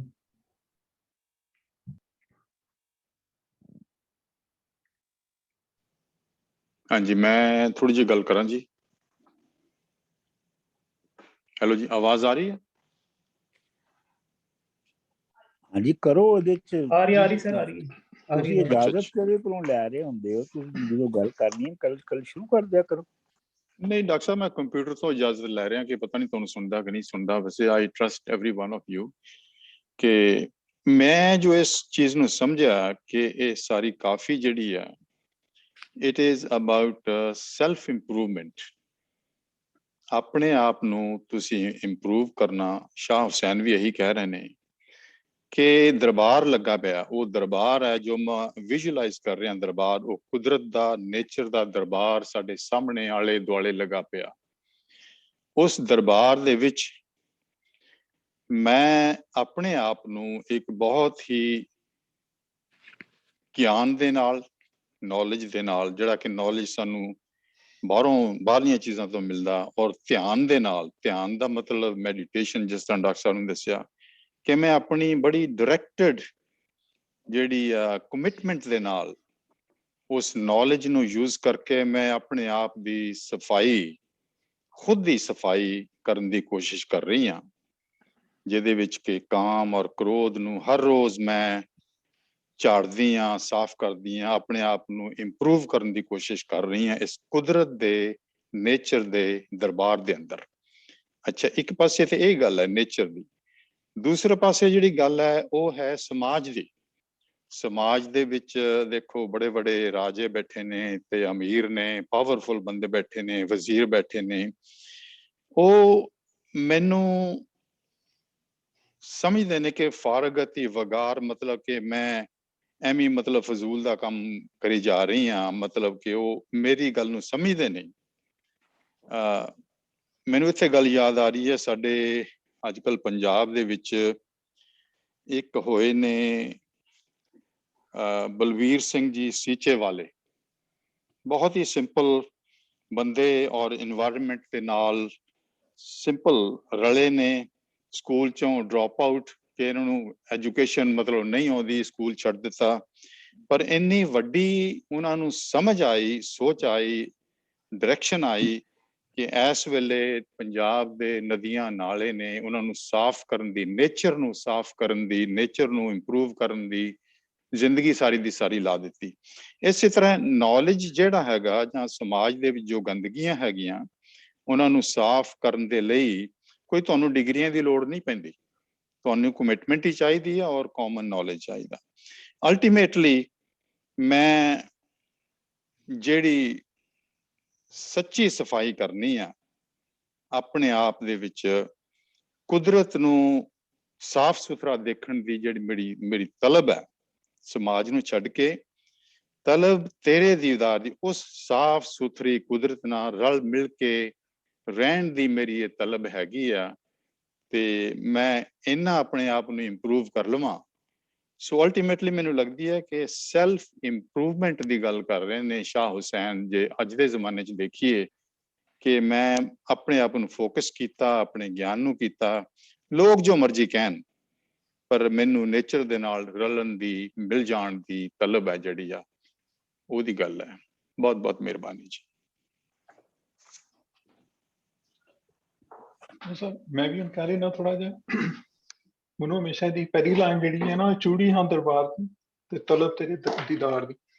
ਮੇਰੇ ਕੋਲ ਵੈਸੇ ਇੱਕ ਚੀਜ਼ ਹੈ, ਪਤਾ ਨਹੀਂ ਮੈਂ ਸ਼ੇਅਰ ਕਰ ਸਕਦਾ ਕਿ ਨਹੀਂ ਕਰ ਸਕਦਾ। ਸਹੀ ਸਾਹਿਬ ਹੈਲਪ ਕਰੋਗੇ? ਸਹੀ ਸਾਹਿਬ, ਸਹੀਦ ਸਾਹਿਬ ਨਹੀਂ ਉਹ ਨਜ਼ਰ ਨਹੀਂ ਆ ਰਹੇ ਹੈ ਨੇ ਉਹ। ਤੁਸੀਂ ਗੱਲ ਕਰੋ ਨਾ। ਨਹੀਂ ਇਹ ਨਾ, ਮੈਂ ਇੱਕ ਚੀਜ਼ ਸਕਰੀਨ ਸ਼ੇਅਰ ਕਰਨੀ ਸੀ, ਤੁਸੀਂ ਕਰ ਸਕਦੇ ਹੋ ਡਾਕਟਰ ਸਾਹਿਬ? ਨਹੀਂ ਤੁਹਾਨੂੰ ਆਪ ਨੂੰ ਕਰਨੀ ਪੈਣੀ ਹੈ। ਨਹੀਂ ਉਹ ਤੁਹਾਨੂੰ ਆਪ ਕਰਨੀ। ਮੈਂ ਉਹਦੇ ਫੋਨ ਤੇ ਦੱਸ ਦਿੰਦਾ। ਲੋ ਮੈਂ ਤੇ ਦੱਸ ਦਿੰਦਾ। ਇਹ ਚੀਜ਼ ਨਜ਼ਰ ਆ ਰਹੀ ਹੈ ਨਾ, ਈਗੋ ਤੇ ਈਕੋ। ਹਾਂ ਠੀਕ ਹੈ। ਇਸ ਕੰਟੈਕਸਟ ਵਿੱਚ ਗੱਲ ਕਰਾਂਗਾ ਕਿ ਜਦੋਂ ਅਸੀਂ ਇਹ ਕਹਿੰਦੇ ਆ ਕਿ ਅੱਛਾ ਚੂੜੀ ਹਾਂ ਦਰਬਾਰ ਦੀ, ਉਹ ਯਾਨੀ ਚੂੜੀ ਇੱਕ ਤੇ ਬਿਲਕੁਲ ਕਮ ਬੇਹੈਸੀਅਤ ਚੀਜ਼ ਦਾ ਨਾਮ। ਇਹ ਉਹ ਚੀਜ਼ ਹੈ ਜਦੋਂ ਜਦੋਂ ਕੋਈ ਜਮਾਂਦਰੂ ਜੰਮਦਾ ਤੇ ਉਹਦੀ ਜਿਹੜੀ ਹਾਲਤ ਹੁੰਦੀ ਹੈ ਉਹ ਬਿਲਕੁਲ ਉਹ ਹੁੰਦੀ ਹੈ। ਦੈਨ ਫਿਰ ਉਹਦਾ ਗਿਆਨ ਉਹਨੂੰ ਚੀਜ਼ਾਂ ਚੂਜ਼ਾਂ ਸਿਖਾਉਂਦਾ ਹੈ ਤੇ ਉਹਦੇ ਦਰਮਿਆਨ ਵਿੱਚ ਇਹ ਜਿਹੜੀਆਂ ਸਾਰੀਆਂ ਚੀਜ਼ਾਂ ਆ ਰਹੀਆਂ ਨੇ, ਉਸ ਤੋਂ ਹੋਣ ਦੇ ਬਾਵਜੂਦ ਵੀ ਤਲਬ ਤੇਰੇ ਦੀਦਾਰ ਦੀ, ਜਦੋਂ ਸ਼ਾਹ ਹੁਸੈਨ ਇਹ ਕਹਿੰਦਾ ਕਿ ਤਲਬ ਤੇਰੇ ਦੀਦਾਰ ਦੀ, ਉਹ ਕਹਿੰਦਾ ਮੋਮੈਂਟੇਰੀ ਚੀਜ਼ ਕਹਿ ਰਿਹਾ, ਉਹ ਇੱਕ ਐਬਸੋਲੂਟ ਚੀਜ਼ ਦੀ ਤਰਫ ਨਹੀਂ ਜਾ ਰਿਹਾ। ਉਹ ਕਹਿ ਰਿਹਾ ਕਿ ਜਿਹੜੀ ਇਹ ਲਾਈਫ ਜਿਹੜਾ ਅੱਛਾ ਗੱਲ ਸ਼ੁਰੂ ਮੈਂ ਤੋਂ ਕਰਾਂ ਕਿ ਜਿਹੜੀ ਹੈ ਨਾ ਇਕੋਲੋਜੀਕਲ ਬੈਲੈਂਸ, ਜਿਹਦੇ ਵਿੱਚ ਸਾਰੀਆਂ ਚੀਜ਼ਾਂ ਜ਼ਿੰਦਾ ਰਹਿੰਦੀਆਂ ਨੇ ਔਰ ਉਹਨਾਂ ਦਾ ਇੱਕ ਆਪਣਾ ਪ੍ਰੋਸੈਸ ਹੁੰਦਾ ਹੈ। ਜਿਸ ਤਰ੍ਹਾਂ ਇਨਸਾਨਾਂ ਦਾ ਇੱਕ ਸਪੀਸੀ ਹੈ ਨਾ, ਇਹਨਾਂ ਨੇ ਆਪਣੇ ਤਰੀਕੇ ਨਾਲ ਰਹਿਣਾ, ਜਾਨਵਰਾਂ ਨੇ ਆਪਣੇ ਤਰੀਕੇ ਨਾਲ ਰਹਿਣਾ। ਹੁਣ ਇਨਸਾਨਾਂ ਨੇ ਆਪਣੇ ਅੰਦਰ ਕ੍ਰੋਧ ਬਣਾ ਲਿਆ, ਆਪਣੇ ਅੰਦਰ ਉਹ ਕਾਮ ਦੀ ਕਸਰਤ ਬਣਾ ਲਈ, ਆਪਣੇ ਅੰਦਰ ਉਹਨਾਂ ਹਾਕਮ ਬਣਾ ਲਏ, ਆਪਣੇ ਅੰਦਰ ਉਹਨਾਂ ਨੇ ਮੇਲ ਮਹਿਤਾ ਰੱਖ ਲਏ ਸਾਰੇ ਨਾਂ ਉਹਨਾਂ ਦੇ। ਕੋਈ ਕਿਸੇ ਤੋਂ ਅੱਗੇ ਨਿਕਲ ਸਮਝਦਾ, ਕੋਈ ਕਿਸੇ ਨੂੰ ਘੱਟ ਸਮਝਦਾ, ਲੇਕਿਨ ਜਿਹੜਾ ਇਕੋਲੋਜੀਕਲ ਬੈਲੈਂਸ ਹੈ, ਜਿਹੜੀ ਈਕੋ ਹੈ, ਈਗੋ ਜਿਹੜੀ ਹੈ ਉਹ ਹਮੇਸ਼ਾ ਦੂਸਰੀ ਤਰਫ ਲੈ ਕੇ ਜਾਂਦੀ ਹੈ। ਸ਼ਾਹ ਹੁਸੈਨ ਹਮੇਸ਼ਾ ਈਕੋ ਨੂੰ ਲੈਂਦਾ, ਕੁਦਰਤ ਨੂੰ ਲੈਂਦਾ, ਇਕੋਲੋਜੀ ਨੂੰ ਲੈਂਦਾ, ਰੱਬ ਨੂੰ ਲੈਂਦਾ, ਭਗਵਾਨ ਨੂੰ ਲੈਂਦਾ। ਉਹ ਕਹਿੰਦਾ ਕਿ ਇਹ ਸਾਰਾ ਕੁਝ ਜਿਹੜਾ ਦਰਮਿਆਨ ਦਾ ਪ੍ਰੋਸੈਸ ਹੈ, ਇਹ ਸਹੀ ਨਹੀਂ ਹੈ। ਐਂਡ ਜਿਹੜੀ ਹੈ ਉਹ ਚੀਜ਼ ਅਸਲ ਹੈ ਤਲਬ ਤੇਰੇ ਦੀਦਾਰ ਦੀ, ਉਹ ਖੁਸ਼ੀ ਵੀ ਹੋ ਸਕਦੀ ਹੈ, ਉਹ ਸੈਲਫ ਕੰਟੈਂਸ਼ਨ ਵੀ ਹੋ ਸਕਦੀ ਹੈ, ਉਹ ਤੁਹਾਡੇ ਆਪਣੇ ਆਪ ਤੇ ਇਤਮਾਦ ਵੀ ਹੋ ਸਕਦਾ ਹੈ, ਉਹ ਤੁਹਾਡਾ ਇਹਨਾਂ ਚੀਜ਼ਾਂ ਤੋਂ ਨਿਕਲ ਆਉਣਾ ਵੀ ਹੋ ਸਕਦਾ ਹੈ ਕਿ ਜਿਹੜੀਆਂ ਮੇਰੀ ਈਗੋ ਨੂੰ ਵੱਡੀਆਂ ਕਰ ਰਹੀਆਂ ਨੇ, ਜਿਹੜੀਆਂ ਚੀਜ਼ਾਂ ਮੇਰੀ ਈਗੋ ਵਧਾਉਂਦੀਆਂ ਨੇ, ਉਹਨਾਂ ਤੋਂ ਨਿਕਲ ਆਉਣਾ ਜਿਹੜਾ ਹੈ ਉਹ ਇਸ ਕਾਫੀ ਇਹ ਜ਼ਿਆਦਾ ਮੈਨੂੰ ਨਜ਼ਰ ਮਤਲਬ ਉਸ ਤਰ੍ਹਾਂ ਨਜ਼ਰ ਆਉਂਦਾ। ਚੂੜੀ ਹਾਂ ਦਰਬਾਰ ਦੀ, ਇੱਕ ਤਾਂ ਆਪਣੀ ਕੰਮ ਹਿੰਮਤੀ ਦੱਸ ਰਿਹਾ, ਧਿਆਨ ਦੀ ਛਜਲੀ ਗਿਆਨ ਦਾ ਝਾੜੂ। ਹੁਣ ਜਦੋਂ ਇੱਕ ਜਮਾਂਦਰੂ ਜੰਮਦਾ ਹੈ, ਚੂੜੀ ਔਰ ਉਹਦੀ ਹੈਸੀਅਤ ਸੇਮ ਹੁੰਦੀ ਹੈ, ਨਾ ਉਹਦਾ ਧਿਆਨ ਹੁੰਦਾ ਨਾ ਉਹਦਾ ਗਿਆਨ ਹੁੰਦਾ, ਤੈਨੂੰ ਲਰਨ ਕਰਦਾ, ਫਿਰ ਉਹਨੂੰ ਚੀਜ਼ਾਂ ਦਾ ਹੋਰ ਪਤਾ ਲੱਗਦਾ। ਇੱਕ ਏਜ ਆਉਂਦੀ ਹੈ, ਉਹਨੂੰ ਕਾਮ ਦਾ ਵੀ ਪਤਾ ਲੱਗਦਾ, ਫਿਰ ਉਹ ਕ੍ਰੋਧ ਵੀ ਆਉਂਦਾ ਉਹਦੇ 'ਚ, ਉਹ ਫਿਰ ਉਹ ਝਾੜਨਾ ਸ਼ੁਰੂ ਕਰ ਦਿੰਦਾ, ਥੋੜਾ ਜਿਹਾ ਉਹਨੂੰ ਹੋਸ਼ ਆ ਜਾਂਦੀ ਹੈ, ਫਿਰ ਉਹਨੂੰ ਕਾਜ਼ੀ ਦੀ ਸਮਝ ਆਉਂਦੀ ਹੈ, ਫਿਰ ਉਹਨੂੰ ਮਿਲ ਮਹਿਤਾ, ਇਹ ਸਾਰੀਆਂ ਚੀਜ਼ਾਂ ਉਹਦੇ ਰਸਤੇ 'ਚ ਆਉਂਦੀਆਂ ਨੇ। ਲੇਕਿਨ ਉਹ ਦਰਮਿਆਨ 'ਚ ਖੁਦ ਹੀ ਕਹਿੰਦਾ ਕਿ ਸਾਥੇ ਫਾਰਗ ਖਤੀ ਵਿਗਾੜ ਦੀ, ਮਤਲਬ ਇਹਦਾ ਮਕਸਦ ਉਹ ਇਹ ਕਹਿਣਾ ਚਾਹ ਰਿਹਾ ਕਿ ਸਾਡਾ ਗੋ ਅਸੀਂ ਇਸ ਸਿਸਟਮ ਦਾ ਹਿੱਸਾ ਬਣਨਾ ਜ਼ਰੂਰ ਹੈ, ਲੇਕਿਨ ਉਹਦੀ ਫਾਰਗ ਖਤੀ ਹੈ ਸਾਨੂੰ, ਉਹਦੀ ਮਤਲਬ ਕੁਝ ਵੀ ਪ੍ਰੋਸੈਸ ਜਿਹੜਾ ਉਹਦੇ ਵਿੱਚ ਰਹਿਣਾ ਜ਼ਰੂਰ ਹੈ, ਲੇਕਿਨ ਉਹਦੀ ਹੈ ਫਾਰਗ ਖਤੀ ਹੈ। ਮੈਂ ਟਹਿਲ ਕਰਾਂ ਸਰਕਾਰ ਦੀ, ਮਤਲਬ ਟਹਿਲ ਕਰਾਂ ਸਰਕਾਰ ਦੀ, ਤੇਰਾ ਜਿਹੜਾ ਇਕੋਲੋਜੀਕਲ ਬੈਲੈਂਸ ਹੈ, ਮੈਂ ਉਹਦੇ ਵਿੱਚ ਰਹਿੰਦੇ ਰਹਿੰਦੇ ਚੱਲਦੇ ਰਹਿਣ ਔਰ ਮੈਂ ਚੱਲੀ ਜਾਣਾ ਕਿ ਹੁਸੈਨ ਫਕੀਰ ਨੇ ਮਾਨਾ ਤਲਬ ਤੇਰੇ ਦੀਦਾਰ ਦੀ। ਐਂਡ ਤੇ ਫਿਰ ਉਹ ਉਸੇ ਗੱਲ ਨੂੰ ਜਿਹੜਾ ਕਹਿੰਦਾ ਸੀ ਕਿ ਜਿਹੜੀ ਬਿਲਕੁਲ ਕਮ ਹਿੰਮਤ ਚੀਜ਼ ਹੈ, ਉਹ ਜਦੋਂ ਉਹਨੂੰ ਸਾਰਾ ਗਿਆਨ ਧਿਆਨ ਦੁਨੀਆਦਾਰੀ ਇਹ ਸਾਰਾ ਕੁਝ ਪਤਾ ਲੱਗ ਜਾਂਦਾ, ਉਸ ਤੋਂ ਬਾਅਦ ਅਗਰ ਉਹਦੀ ਈਗੋ ਵੱਡੀ ਨਹੀਂ ਹੁੰਦੀ ਤੇ ਫਿਰ ਉਹ ਈਕੋ ਦਾ ਹਿੱਸਾ ਰਹਿੰਦੇ ਹੋਏ ਉਹ ਆਪਣੀ ਜਿਹੜੀ ਉਹਦੀ ਤਲਬ ਦੀ ਦੀਦਾਰ ਹੈ, ਉਹੀ ਉਹਦੀ ਖੁਸ਼ੀ ਹੈ, ਉਹੀ ਉਹਦੀ ਕੰਟੈਂਸ਼ਨ ਹੈ। ਔਰ ਇਹੀ ਇਕੋਲੋਜੀਕਲ ਲੈਵਲ, ਇਹੋ ਇਕੋਲੋਜੀਕਲ ਚੀਜ਼ਾਂ ਨੂੰ ਜ਼ਿੰਦਾ ਰੱਖਦਾ, ਇਹੀ ਰੱਬ ਦੀ ਮਨਸ਼ਾ ਹੈ, ਇਹੀ ਕੁਦਰਤ ਦੀ ਮਨਸ਼ਾ ਹੈ ਕਿ ਆਪਣਾ ਇੱਕ ਈਗੋ ਨੂੰ ਨਾ ਵਧਾਓ, ਆਪਣਾ ਉਹਦਾ ਹਿੱਸਾ ਬਣੋ। ਜਿਸ ਤਰ੍ਹਾਂ ਉਹਨਾਂ ਨੇ ਕੀ ਹੈ ਨਾ, ਬੀਬਾ ਜੀ ਨੇ ਏਕਮਿਕ ਹੋਣਾ, ਕਿ ਉਹਦੇ 'ਚ ਤੁਸੀਂ ਉਸ ਇਕੋ ਸਿਸਟਮ ਦੇ ਵਿੱਚ ਕਨਵਰਜ ਹੋ ਜਾਓ। ਤੇ ਸਰ ਮੈਨੂੰ ਤੇ ਸਮਝ ਆਈ।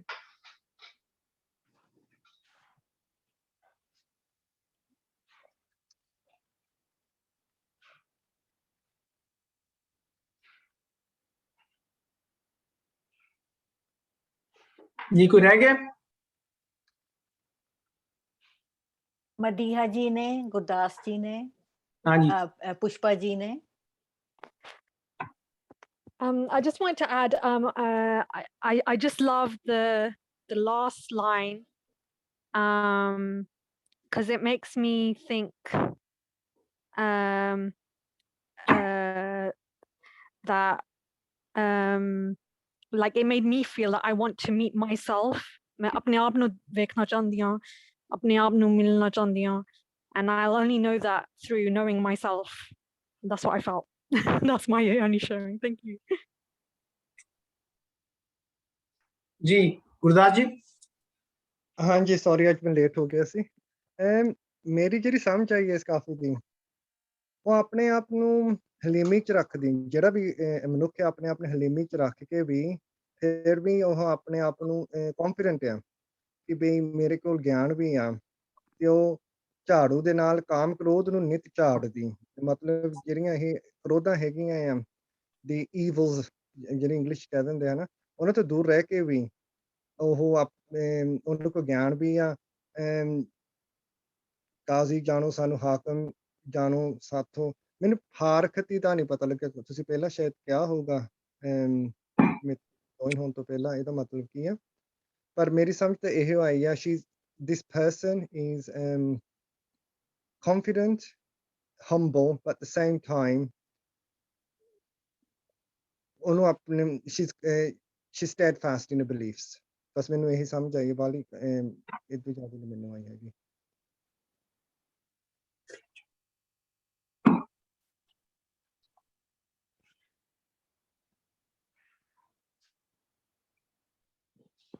शायद अमृतपाल जी ने नहीं बोलिया, शायद अमृतपाल बोल चुके मेरा ख्याल। नहीं, मैं बोल चुका जी। अमरदीप जी ने, हाँ जी, अमरदीप भी सिंह, बोल चुके हैं। सिद्धू ने। ਨਹੀਂ ਮੈਂ ਤੇ ਪੜਿਆ ਵੀ ਨਹੀਂ, ਮੈਂ ਲੇਟ ਜੁਆਇਨ ਕੀਤਾ ਅੱਜ ਨਾ। oh sorry, ਹਾਂ ਇਹ ਗੱਲ ਮੈਂ ਵੀ ਲੇਟ ਜੁਆਇਨ ਕੀਤਾ ਕਰਕੇ ਹਨਾ। पुष्पा जी हैगे। ਪੁਸ਼ਪਾ ਜੀ ਵੀ ਇਧਰ ਦੋ ਕੁ ਦਾਣੇ ਪਾ ਦੇਣ। ਦੇਖੋ ਇਹਦੇ ਚ ਦਬਾਅ ਨਾ ਪਾਇਆ ਕਰੋ ਆਪਣਾ। ਇਹ ਜੇ ਕੋਈ ਗੱਲ ਨੂੰ ਸਮਝ ਨਵੀਂ ਆਈ ਹੈ ਔਰ ਸ਼ੇਅਰ ਕਰਨਾ ਚਾਹੁੰਦਾ ਤਾਂ ਉਹ ਕਰੇ, ਠੀਕ। ਇਹ ਕੋਈ ਹਾਜ਼ਰੀ ਥੋੜੀ ਲੋਕਾਂ ਦੀ ਲਵਾਉਣੀ ਹੈਗੀ ਹੈ। ਉਹਦਾ ਫਾਰਕਤੀ ਦਾ ਮਤਲਬ ਕੀ ਹੈ, ਤੁਸੀਂ ਜੇ ਦੱਸ ਸਕਦੇ ਦੁਬਾਰਾ? ਜੀ ਡਾਕਟਰ ਸਾਹਿਬ, ਹਿਸਾਬ ਨਾਲ ਤੇ ਸਾਰੇ ਹੋ ਗਏ ਡਾਕਟਰ ਸਾਹਿਬ। ਮੈਂ ਹੁਣੇ ਹੀ ਆਪਣਾ ਦੱਸਣਾ ਜੀ, ਗੁਰਦਾਸ ਜੀ ਮੈਂ ਦੱਸਣਾ ਫਾਰਕਤੀ ਕੀ ਹੁੰਦੀ ਹੈ। ਅੱਛਾ, ਇਹ ਜਿਹੜੀ ਕਾਫੀ ਆ ਚੂੜੀ ਹਾਂ ਦਰਬਾਰ ਦੀ, ਮਤਲਬ ਇੱਕ ਜਨਰਲ ਸੈਂਸ ਦੇ ਵਿੱਚ ਮੈਂ ਚੂੜੀ ਹਾਂ, ਇਸ ਯੂਨੀਵਰਸ, ਇਸ ਸੰਸਾਰ ਦੇ ਅੰਦਰ ਮੇਰਾ ਰੋਲ ਜਿਹੜਾ ਉਹ ਚੂੜੀ ਦਾ ਹੈ। ਔਰ ਚੂੜੀ ਜਿਹੜੀ ਹੈ ਉਹਨੂੰ ਆਪਣਾ ਕੰਮ ਕਰਨ ਲਈ ਧਿਆਨ ਤੇ ਗਿਆਨ ਚਾਹੀਦੇ ਨੇ, ਤੇ ਉਹਦੇ ਜ਼ਿੰਮੇ ਕੰਮ ਉਹਨੇ ਆਪਣੇ ਜ਼ਿੰਮੇ, ਇਹ ਯਾਦ ਰੱਖੋ ਕਿ ਉਹਨੇ ਆਪ ਆਪਣੇ ਜ਼ਿੰਮੇ ਕੰਮ ਲਿਆ। ਉਹ ਕੰਮ ਕੀ ਹੈ? ਕਾਮ ਕ੍ਰੋਧ ਨੂੰ ਝਾੜਨਾ। ਇਸ ਯੂਨੀਵਰਸ ਦੇ ਵਿੱਚ ਜਿਹੜਾ ਇਨਸਾਨਾਂ ਔਰ ਬਾਕੀ ਸਾਰੇ ਸ਼ੈਵਾਂ ਦੇ ਵਿੱਚ ਕਾਮ ਕ੍ਰੋਧ ਦੀ ਨਾਲ ਜਿਹੜੇ ਮਸਲੇ ਪੈਦਾ ਹੋਏ ਨੇ, ਉਹਨਾਂ ਨੂੰ ਸਾਫ਼ ਕਰਨਾ। ਲੇਕਿਨ ਅਗਲੀ ਜਿਹੜੀ ਲਾਈਨ ਹੈ ਉਹ ਅਸਲ ਦੇ ਵਿੱਚ ਇਹਦੀ ਬਹੁਤ ਬੇਸਿਕ ਲਾਈਨ ਹੈ। ਕਾਜ਼ੀ ਜਾਣੇ ਹਾਕਮ ਜਾਣੇ। ਦੋ ਜਿਹੜੇ ਹਾਈਐਸਟ, ਅੱਛਾ ਇੱਥੇ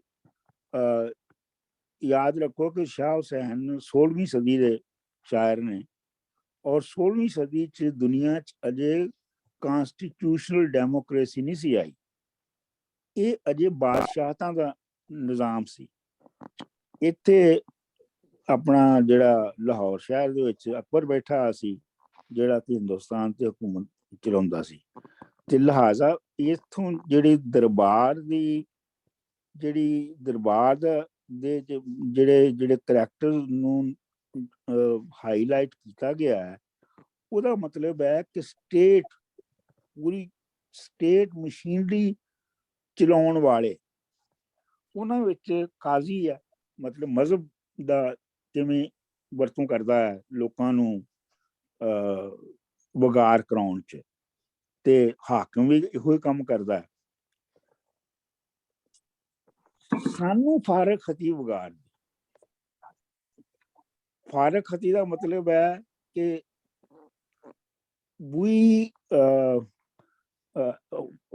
we are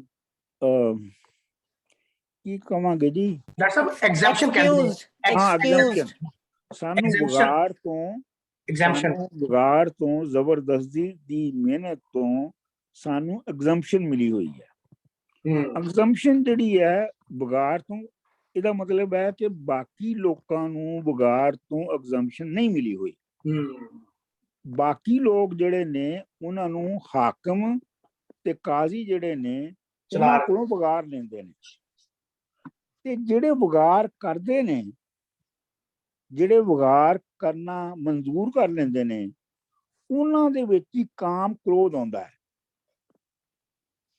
ਇਸ ਵਾਸਤੇ ਉਹ ਅਸਲ ਗੱਲ ਇਹ ਹੈ ਕਿ ਜਿਹੜੀ ਜਿਹੜੀ ਜਿਹੜੀ ਜਿਹੜੀ ਵਿਗਾਰ ਹੈ ਉਹਨੂੰ ਕਬੂਲ ਕਰਨਾ।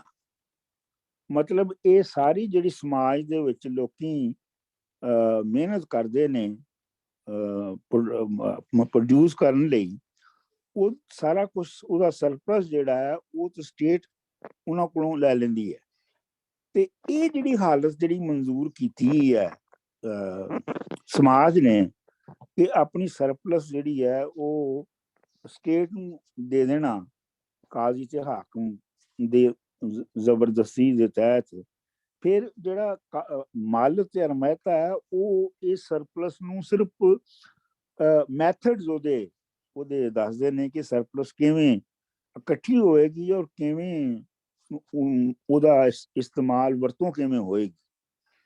ਪਰ ਗੱਲ ਹੈਗੀ ਹੈ ਵਿਗਾਰ ਵਾਲੀ ਸੁਸਾਇਟੀ। ਇਸ ਵਿਗਾਰ ਵਾਲੀ ਸੁਸਾਇਟੀ ਦੇ ਵਿੱਚ ਜੇ ਗਿਆਨ ਧਿਆਨ ਦੇ ਨਾਲ, ਜੇ ਗਿਆਨ ਤੇ ਧਿਆਨ ਦੇ ਨਾਲ ਤੁਸੀਂ ਕਾਮ ਕ੍ਰੋਧ ਨੂੰ ਝਾੜਨ ਦਾ ਕੰਮ ਸ਼ੁਰੂ ਕਰ ਦਿਓ ਤੇ ਤੁਹਾਨੂੰ ਵਿਗਾਰ ਕਰਨ ਦੀ ਵੈਸੇ ਹੀ ਕੋਈ ਲੋੜ ਨਹੀਂ ਹੈ। ਵਿਗਾਰ ਕਰਨੀ ਇਸ ਲਈ ਪੈਂਦੀ ਹੈ ਕਿ ਕਾਮ ਕ੍ਰੋਧ ਪੈਦਾ ਹੀ ਇਸ ਤੋਂ ਹੁੰਦਾ ਹੈ ਕਿ ਤੁਸੀਂ ਵਿਗਾਰ ਮੰਨ ਲਈ ਹੈ। ਤੇ ਮੈਂ ਧਿਆਨ ਤੇ ਗਿਆਨ ਦੇ ਨਾਲ ਇਹ ਕਾਮ ਕ੍ਰੋਧ ਨੂੰ ਝਾੜਨ ਦਾ ਯਾਨੀ ਵਿਗਾਰ ਕਰਨ ਦੇ ਉਲਟ ਕੰਮ ਜਿਹੜਾ ਆਪਣੇ ਜ਼ਿੰਮੇ ਲਿਆ ਹੈ। ਇਸ ਵਾਸਤੇ ਇਹ ਗੱਲ ਕਾਜ਼ੀ ਵੀ ਜਾਣਦਾ ਹੈ, ਹਾਕਮ ਵੀ ਜਾਣਦਾ ਹੈ, ਮੱਲ ਔਰ ਮਹਿਤਾ ਵੀ ਸਾਰੇ ਜਾਣਦੇ ਨੇ ਕਿ ਮੈਂ ਵਿਗਾਰ ਵਾਲੇ ਮਹਿਕਮੇ, ਮੈਂ ਵਿਗਾਰ ਵਾਲੀ ਕੈਟੇਗਰੀ 'ਚ ਨਹੀਂ ਹੈਗੀ। ਮੈਂ ਵਿਗਾੜ ਦੇ ਨਾਲ ਪੈਦਾ ਹੋਏ ਬੁਰਾਈਆਂ ਨੂੰ ਖਤਮ ਕਰਨ ਦੇ ਵਿੱਚ ਲੱਗੀ ਹੈ। ਇਸ ਲਈ ਉਹ ਅਸਲ ਦੇ ਵਿੱਚ ਗੱਲ ਇਹ ਹੈ ਕਿ ਜਦੋਂ ਤੁਸੀਂ ਵਿਗਾਰ ਵਾਲੀ ਜ਼ਿੰਦਗੀ ਨੂੰ ਛੱਡਦੇ ਹੋ, ਤੇ ਕਾਮ ਕ੍ਰੋਧ ਜਿਹੜਾ ਉਹ ਝੜਨਾ ਸ਼ੁਰੂ ਹੋ ਜਾਂਦਾ ਹੈ। ਮਤਲਬ ਜ਼ਾਹਰ ਗੱਲ ਹੈ ਕਿ ਉਹਦੇ ਲਈ ਗਿਆਨ ਧਿਆਨ ਚਾਹੀਦਾ ਹੈ। ਤੇ ਆਖਰ ਤੇ ਮਤਲਬ ਇਹ ਹੈ ਕਿ ਇਹ ਸਾਰਾ ਕੁਛ ਹੈ, ਲੇਕਿਨ ਜਿਹੜੀ ਮੈਨੂੰ ਜਿਹੜੀ ਹੈ ਉਹ ਬਿਲਕੁਲ ਸਹੀ ਬੀਬਾ ਜੀ ਨੇ ਕਿਹਾ ਕਿ ਤਲਬ ਪੈਦਾ ਹੁੰਦੀ ਹੈ। ਤਲਬ ਜਿਹੜੀ ਹੈ ਉਹ ਦੀਦਾਰ ਦੀ ਹੈ, ਲੇਕਿਨ ਕਾਫੀ ਦੀ ਜਿਹੜੀ ਕੀ ਨੋਟ ਹੈ ਉਹ ਵਿਗਾਰ ਹੈ।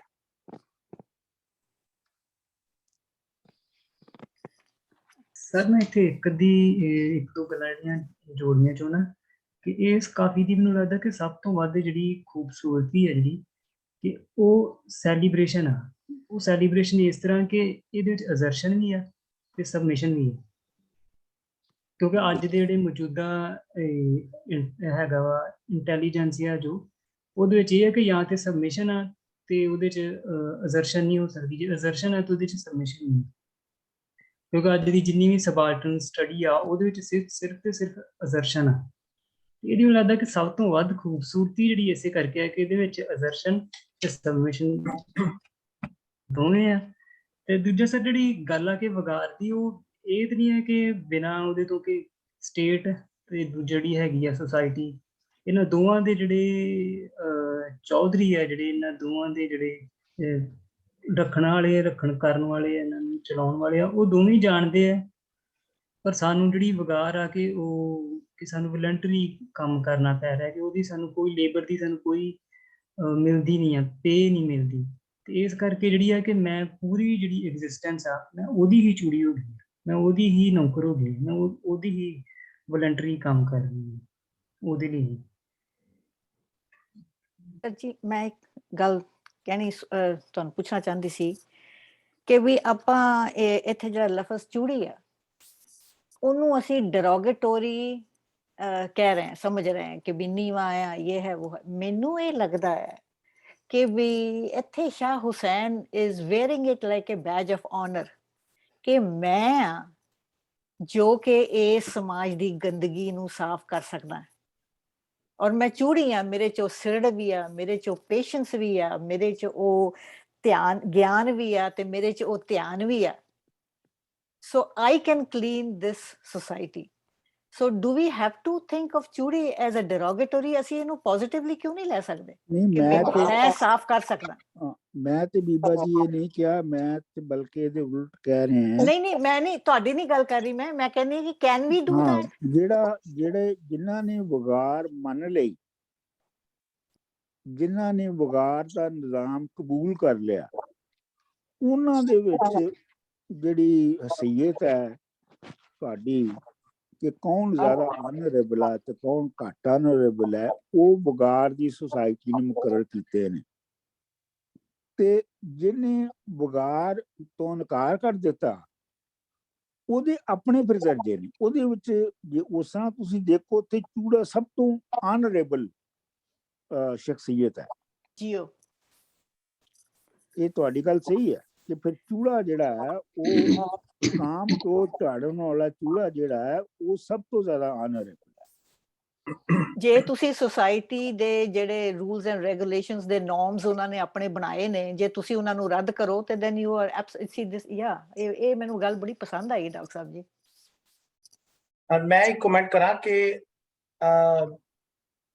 ਜੋ ਇੱਕ ਮੈਨੂੰ ਹੋਰ ਇਹਦਾ ਪੱਖ ਨਜ਼ਰ ਆਇਆ ਡਿਸਕਸ਼ਨ ਤੋਂ ਕਿ ਜਿਹੜੀ ਲਿਬਰੇਸ਼ਨ ਹੈ, ਜਿਹੜੀ ਆਜ਼ਾਦੀ ਹੈ ਇਹ ਬੰਦਿਸ਼ਾਂ ਤੋਂ, ਸਾਰੇ ਕਾਮ ਕ੍ਰੋਧ ਤੋਂ, ਇਹ ਤੁਹਾਨੂੰ ਮਿਲੀ ਉਦੋਂ ਸਕਦੀ ਹੈ ਜਦੋਂ ਤੁਸੀਂ ਇੱਕ, ਕਿਉਂਕਿ ਜਿਵੇਂ ਸਭ ਅਸੀਂ ਕਹਿ ਰਹੇ ਹਾਂ ਡੈਰੋਗੇਟਰੀ ਟਰਮ ਜਿਹੜੀ ਹੈ ਉਹ ਤੇ ਸੁਪਰਫਿਸ਼ੀਅਲ ਟਰਮ ਹੈ ਨਾ, ਬੇਸਿਕਲੀ ਰਮਜ਼ ਤੇ ਜਿਹੜੀ ਹੈ ਉਹੀ ਹੈ ਜੋ ਅਸੀਂ ਸਭ ਸਮਝ ਰਹੇ ਹਾਂ ਕਿ ਸਫਾਈ ਕਰਨਾ ਜਾਂ ਸਫਾਈ ਰੱਖਣਾ ਸਭ ਤੋਂ ਅੱਛਾ ਕੰਮ ਹੈ। ਕਿਹੜਾ ਬੰਦਾ ਆਪਣੇ ਘਰ ਦੇ ਵਿੱਚ ਘਰ ਗੰਦਾ ਰੱਖਣਾ ਚਾਹੁੰਦਾ ਹੈ?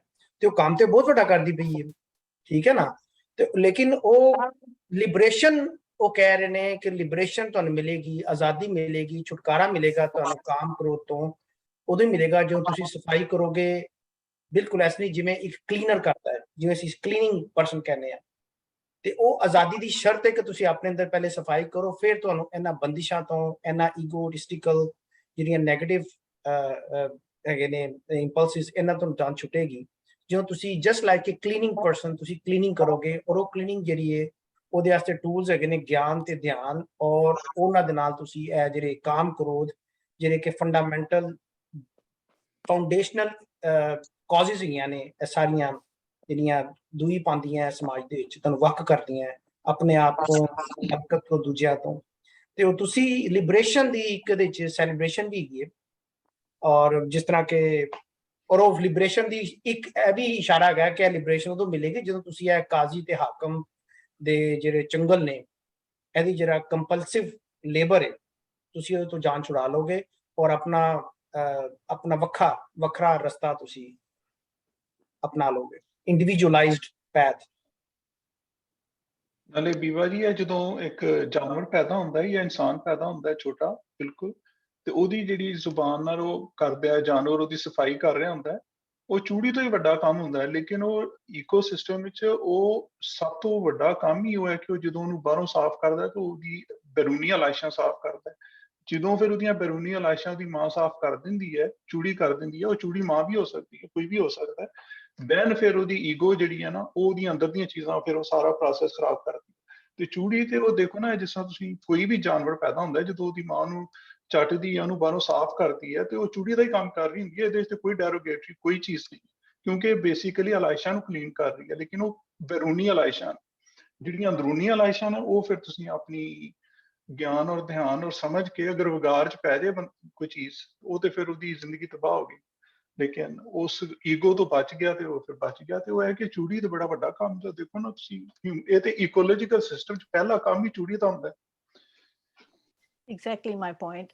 ਮੈਂ ਇਹੀ ਗੱਲ ਕਹਿਣਾ ਕਿ ਜਾ ਰਹੀ ਸੀ ਡਾਕਟਰ ਸਾਹਿਬ ਜੀ ਕਿ ਆਈ ਥਿੰਕ ਇਹ ਤੁਸੀਂ ਸਾਨੂੰ ਅੱਛਾ ਜ਼ਿਆਦਾ ਸਮਝਾ ਸਕਦੇ ਹੋ ਕਿ ਜਦ ਅਸੀਂ ਐਡੇ ਵੱਡੇ ਸ਼ਾਇਰ ਨੂੰ ਅਸੀਂ ਪੜ੍ਹ ਰਹੇ ਹੁੰਦੇ ਹਾਂ, ਤੇ ਜਦ ਸਭ ਤੋਂ ਵੱਡਾ ਪਿਟਫਾਲ ਜਿਹੜਾ ਹੈਗਾ, ਜਿਹਦੇ ਤੋਂ ਸਾਨੂੰ ਜਿਹੜੇ ਅਸੀਂ ਸਟੂਡੈਂਟਸ ਨੇ ਜਿਹੜੇ ਅਸੀਂ ਹੁਣ ਸ਼ੁਰੂ ਕੀਤਾ ਸੋਚਣਾ ਇਹਨਾਂ ਚੀਜ਼ਾਂ ਬਾਰੇ, to avoid the pitfall of literal meaning.